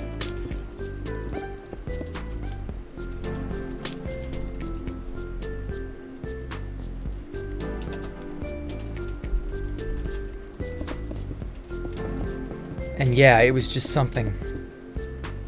It was just something that took me over. Still has taken me over to this day. Whew. And so, yes, more building began to commence after the dupe was finally patched after like 2.5 months or some shit. It was crazy. I want to say it was late January, early February 2019. That's when that dupe finally left us. Ugh, such a sad day that was. But all good things come to an end. That's life. And so, the building on the rings finally began. These giant obsidian red glass rings. All of this, that's when I began to really figure out how best to make it all work. I drew everything up in MS Paint so that I could have everything pixel perfect. 1 pixel, 1 block, you know, on a 1-to-1 scale, so that I could easily map everything out and keep track of my progress, because I didn't have any experience with Schematica. I didn't use World Edit in those days, and I didn't think about doing all that. In retrospect, maybe if I had, the job might have gone a little faster, but I don't know. We've still got an entire year, the whole of 2020, to do the disc. And let me tell you, the disc was a monster. Like, it took literally an entire year to build the disc by hand, and that was with a schematic and a bot, Baritone. This is also 2019 when I started hearing about Baritone and its integration into Future. That's when a lot of that started to really come out onto the forefront of the hack client scene. The baritone tests and then Fitz videos about the killer robots and all that dumb shit. Yeah, that's when that really began to capture people's imagination. And I'll admit some of that was kind of trumped up for publicity's sake. A lot of what was said about baritone in those days was kind of fabricated, or a little bit of the truth being stretched. But I won't deny that baritone had a lot of power and a lot of utility. I've not checked up on baritone since. But like, the ability to complete the disc as magnificently as it did, I can't argue with that. Like, that really was my saving grace.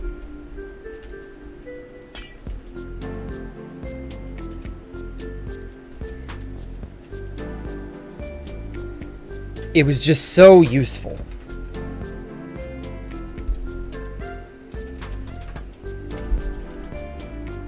There we go. But I'm getting a bit ahead of myself because I didn't start doing that until 2020. No, we still got to go through the hard part of 2019. So it's around this time that the no-comms exploit is in full effect.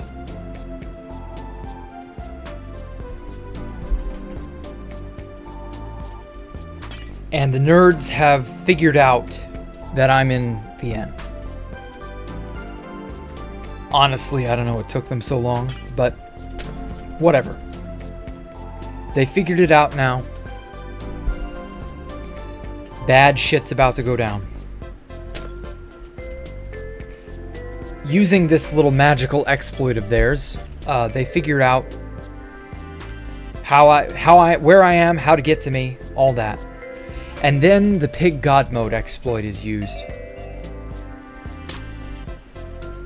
Pig god mode is where you could enter that god mode state using a rideable entity like a horse or a pig or something like that. Pigs were the weapon of choice, and thus the name pig god mode. Because pigs could fly, because boat fly, they could fly in unloaded chunks without you getting kicked from the entity. And this meant that you could basically go anywhere now. Unabashed, you could just go anywhere. Unimpeded. You could just fly anywhere, do anything. It was... Pig God mode was nuts. You were invincible. You could kill other people easily. You could do all sorts of shit.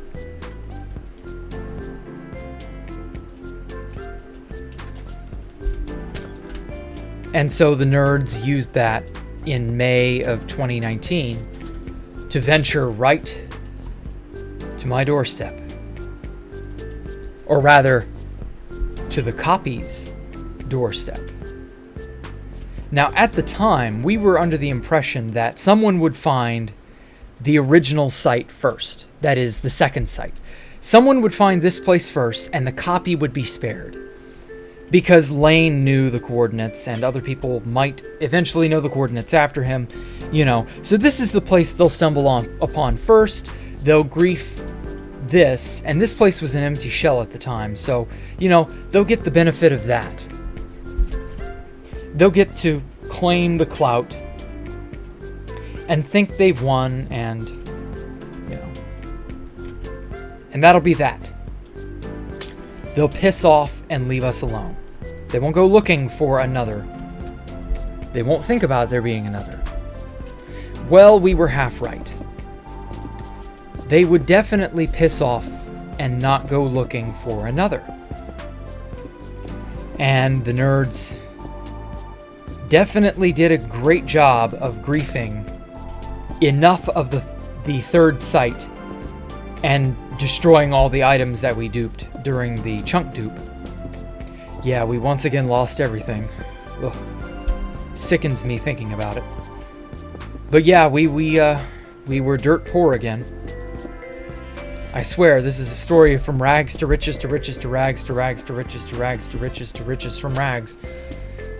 And to rags yet again. It's just a back and forth dance, I swear. Fortune and ruin are so very closely tied on 2B2T. There can be no helping it. I guess that's just the nature of life. But I've heard of people in real life millionaires, going from millionaire status to dirt poor status and then back to millionaire status. There are people who do shit like that. It's something to behold. That's really, you know, if you can make millions of dollars IRL, lose it all, and then get back on the horse and keep riding, and then make millions more dollars again. That's something. That's the kind of determination that to really be successful on 2B2T, that's the kind of determination you have to have. And if you don't, you might not make it, to put it bluntly. I can't tell you the number of people I've come across over the years that just didn't have that determination.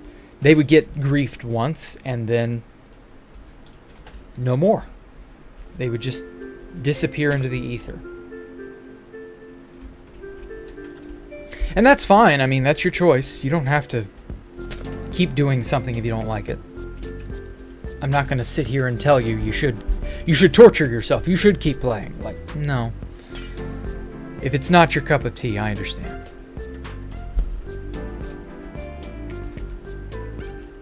But I was deathly afraid that more than anything, the nerds had a back door. Because, you know, I've seen this before. And I was like, okay. I loaded up a secret alt. Which I believe one of which was Monoxide's accounts. And I'd left that secret alt around here. About a kilometer or two away. Just as a backup. Because you never know, we might need to return to this place. I was smart. I knew that keeping an eye on the second site would be a really smart idea.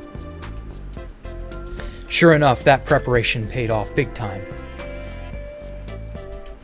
Because now, suddenly, we had a place we could go to. Every other time I'd lost something big, we were homeless, and everybody just scattered to the winds, and it was very depressing. But not this time. This time we had the original site to fall back to. And sure enough, that's exactly what we did. There we go.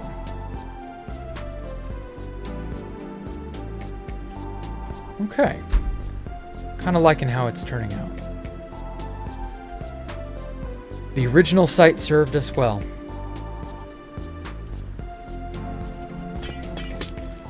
And to sort of put the icing on the cake,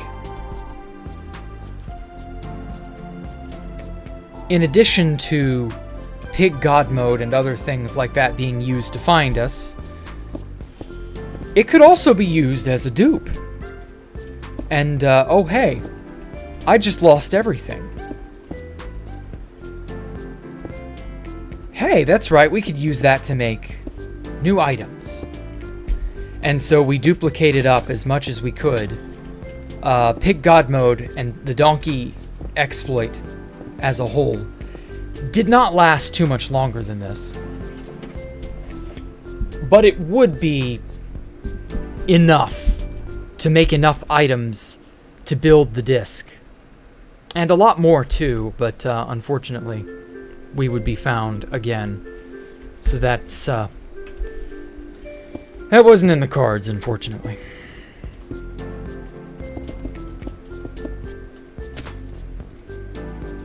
But hey, you know, you live and learn. Can't really do anything about what's already happened.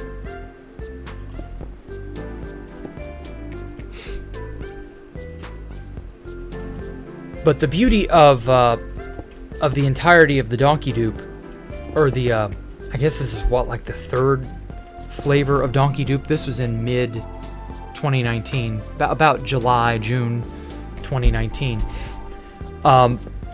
The nerds, when they destroyed the copy of Space Valk 3, the third site, they missed a donkey in their rampage. And because they missed a donkey, we had a donkey that we could dupe with. And funny enough, we could duplicate the donkey itself.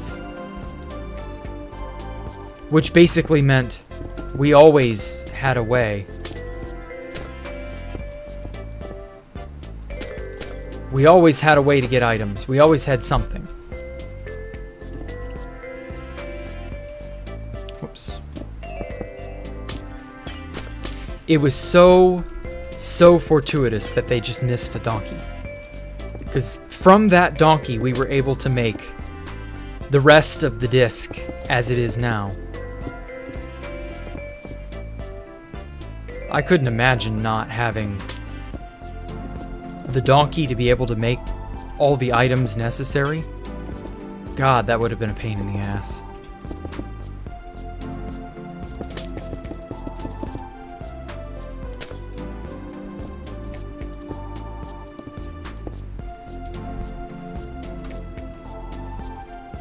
Oh, so yeah, that was that's pretty much all of 2019. I would immediately go underground at this point. And I think that's where I'll leave it off, me going underground.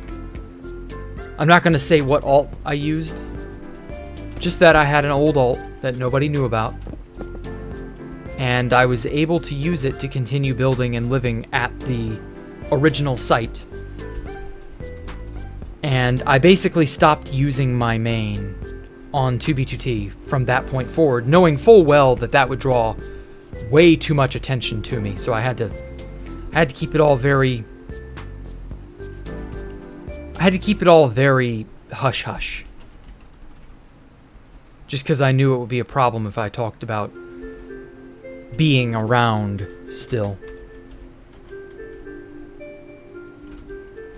So yeah, it was definitely fun.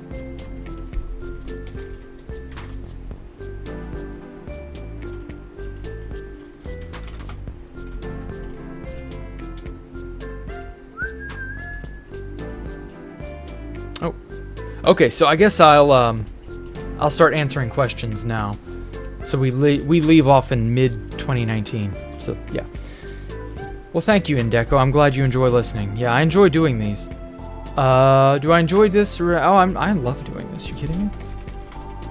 The only problem is I'm gonna run out of story soon, or at least I'm gonna run out of personal history. But oh well. What can you do? Thank you, Farsk. What all did I add after the reactor? Okay. Yeah. I haven't done a flyby of the place in a while, so I think I will. So, we've got these airlock things. You enter in here, trigger the piston door, come in here. You're supposed to wait, you know, decompresses or recompresses, whatever. Repressurizes the air. And then you walk along this skyway. And these, what would you call them? Central hubs. Because that's essentially what these buildings are. They're central hubs. This gets you onto the disc city as a whole. I've got a ton of these little water tubes that flow everywhere. These water tubes are sort of like a quick travel. This one goes into the central aquarium. I don't really show off the central aquarium too much. I made the thumbnail for this stream and the next few streams from a picture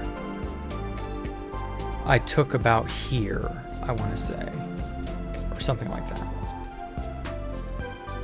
So yeah, I made this huge map of the entire base. I added the white glass, covering, sort of similar to here. This, I liken it to a pastry, bakery display case. How it's sort of beveled, kind of. And so it covers the entirety of the disc, the city itself. Let's see now, we have the bank. I've got this nice little nature walkway thing that this was more a stream of consciousness thing. This is just sort of like an idea that I had, but I didn't draw up any art for it. I didn't do anything. I just made it on the fly. Just like this. I didn't feel like I needed to do anything extra. I knew I could throw it together and it would be fine. Made this building. Made an office building right here. An apartment complex. A giant clock tower thing. Imported the Sea Spire, which is an older base of mine. Made a casino inside this building here. Oh, and I added little armor stands to it all last night to sort of, I don't know, give it an extra decorative flair. There's a lot of stuff up here. Like, there's a lot of blank space up on this section that I want to go after and fill. You got your slot machines, you got your dart boards. This section's still kind of empty. Got our pool. Blackjack. Oh, roulette. This is a roulette table. We got craps. I think that was it. More slot machines. Down here will be reception when I get around to it. Chip exchange. Things of that nature. So yeah. This is a still empty building. Then I'm going to figure out something to do with eventually, I promise. No, seriously, I'm thinking about it, I swear. I don't know. So yeah, that's a lot of the stuff that I added after the reactor. This is a radio tower, radio antenna. It's just a thing. These are minecart tunnels that go everywhere.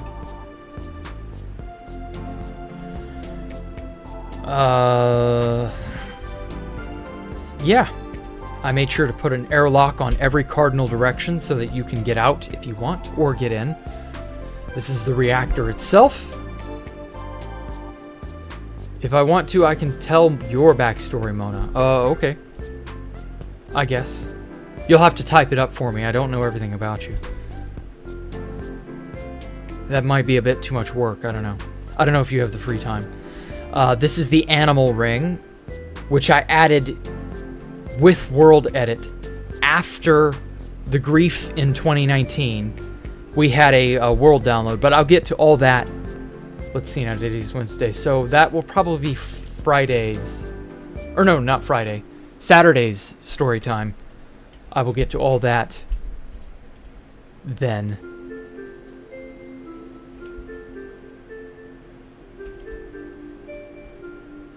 So yeah, that's Amore, pretty much. I also added the auroras after the 2019 grief.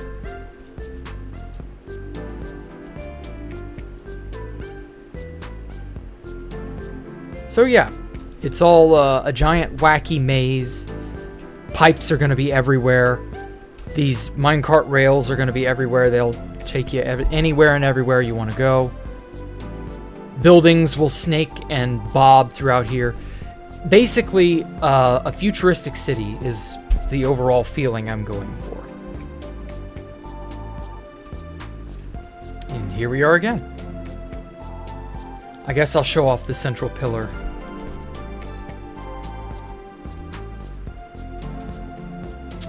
Down here we have an aquarium. I wanted to keep a guardian as a pet in here, but I switched it to peaceful mode and he kind of sort of croaked. Ah, well, what can you do?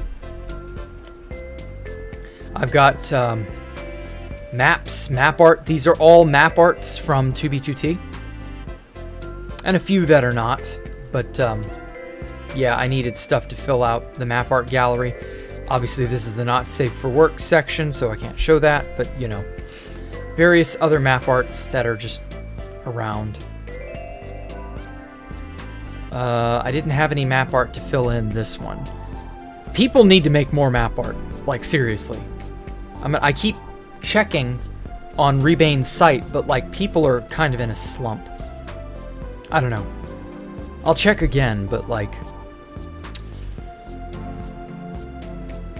I imagine if 2B2T does get 1.16, there will likely be a huge map art renaissance. And I'm looking forward to that, but at the same time, I don't know that a site like Rebane's Map Art Craft, other than making maps, the map art viewer will probably be kind of useless. So I don't know. So yeah, that's that. Any other questions or ideas or hopes and dreams? I think it's beautiful. Love my dedication to finishing it even after its destruction. Yes, this is my magnum opus. I want it done. I want it to be finished. I want to be able to bask in its completed glory. You haven't thought about writing up your backstory. There's a lot you don't remember. Oh, well, rip you then. No, I don't know enough. I'm sorry, Mona. You have all the time in the world. Okay. Well, hey, I mean, you might remember more than you think when you start at the beginning and just try to remember your earliest things. If you have any screenshots from those times, review all of that. That will bring back more memories than you think. What would have happened if I didn't have the world download for 3? Would I have rebuilt it from scratch? Well, for starters, it wouldn't have mattered if I had the world download or not, because the nerds took their own world download, and they released that. So I would have just saved that. But the thing of it is, I had the world download of the second and the third site. I took a world download before we even made the third site. I took a download of the third site literally days before the third site was griefed. And I took a world download of the second site literally days before it was found by the Turks. Now, I haven't gotten to the Turks or any of that in the story section yet. We'll get to them. But, yeah, like, I've had multiple opportunities and have taken multiple world downloads of this place and have many, many, many backups. The odds of a situation that you're asking about, hold on, who asked? Gutosaurus. The odds of that situation happening are basically impossible. And those are just the world downloads that I bothered to take. Like I said, the nerds took their own world download. And they intentionally circulated it. So there would have been a way to get it one way or another. So it's not like it would have been lost to eternity, lost to time, oh no. But to answer the core idea, would I have rebuilt it? Probably. It would have weighed too heavily on my mind at one point or another, I think. So yeah, what went through my mind the first time I joined 2B2T? Honestly, not a whole lot. I didn't think too much of 2B2T the first time I joined. I don't know if I made that clear when I was recapping that part of my history. I was just looking for a server that was hardcore, or at least tough to play on, tough to survive on. Boy, did I pick a good one. But my opinions of 2B2T would not be formed for many, many months of playing on it. So it took a while for me to really get it, you know? I made a few on Constantine. You can give me schematics. Nah, I'm good.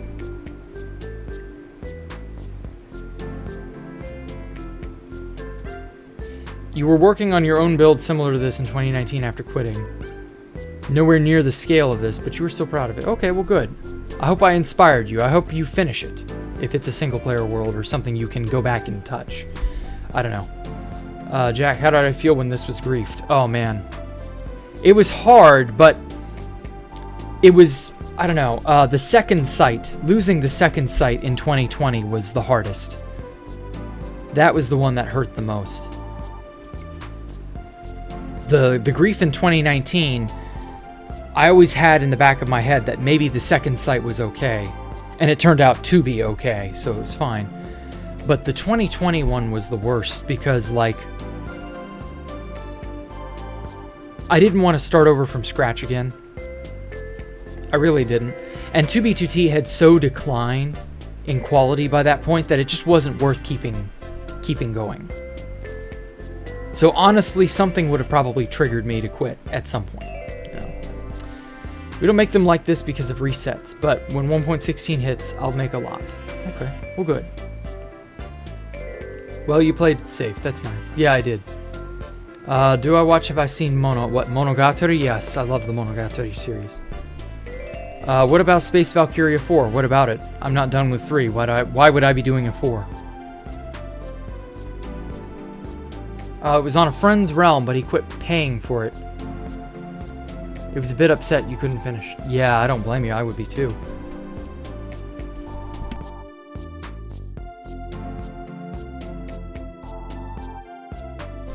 Well, that's unfortunate. Okay, I'm making a base as big as this, but it's going to be an underground base, so you can work in chambers instead of one big thing, which would help a lot, I hope. You have an idea for the base, Mohammed? Okay. What is it? Jack, how do you feel that it is coming home? You mean coming along? I feel that the place is coming along great. Yeah. It's wild and interesting. It's taking shape.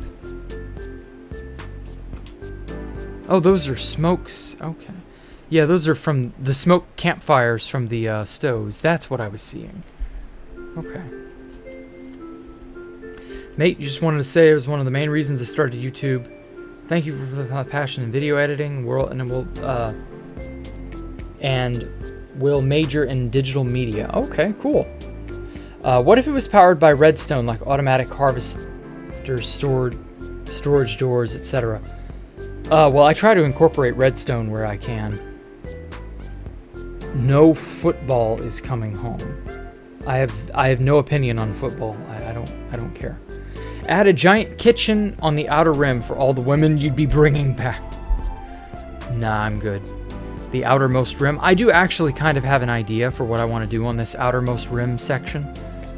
I want to make an ice road that you can travel down in a boat, because you can zoom down ice in a boat really fast. But I don't know.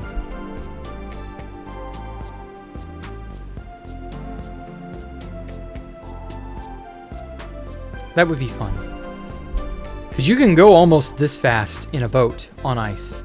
And the curve is gradual enough that you can kind of keep turning and it would still kind of work. I don't know. I'll have to see if I can make it work. But oh well. My base is huge. Yeah, it's 1 kilometer wide. If a gold dupe hits, would you be building this on 2B2T? No, I'm not going back to 2B2T, I don't think.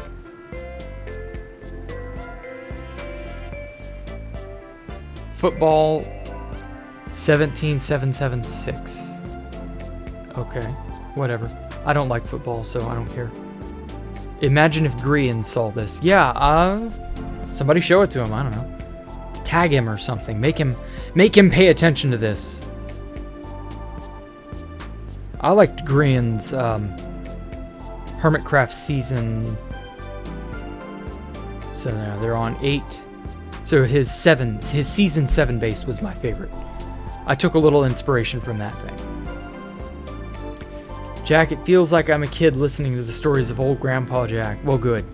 I kind of like that vibe, too. This is a magnificent form of pixels. I hope to make it even more magnificent.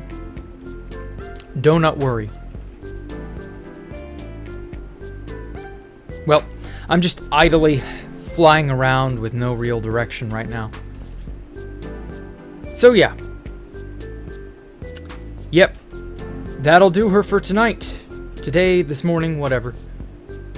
Thank you all so much for coming out. Thank you all to those who donated. Keep coming back. I'll have more stories Saturday, more stuff, more building, all of that. It's about 3 space probes gaining sentience and talking to each other while watching the Earth evolve football. Oh, okay. Interesting. Interesting concept. Wanted to make the Mines of Moria's halls. Well, good luck with the Mines of Moria. That place is huge. Alright, well, see you all. Have a good rest of your day too. Yes. Thank you. Have a good one. Goodbye.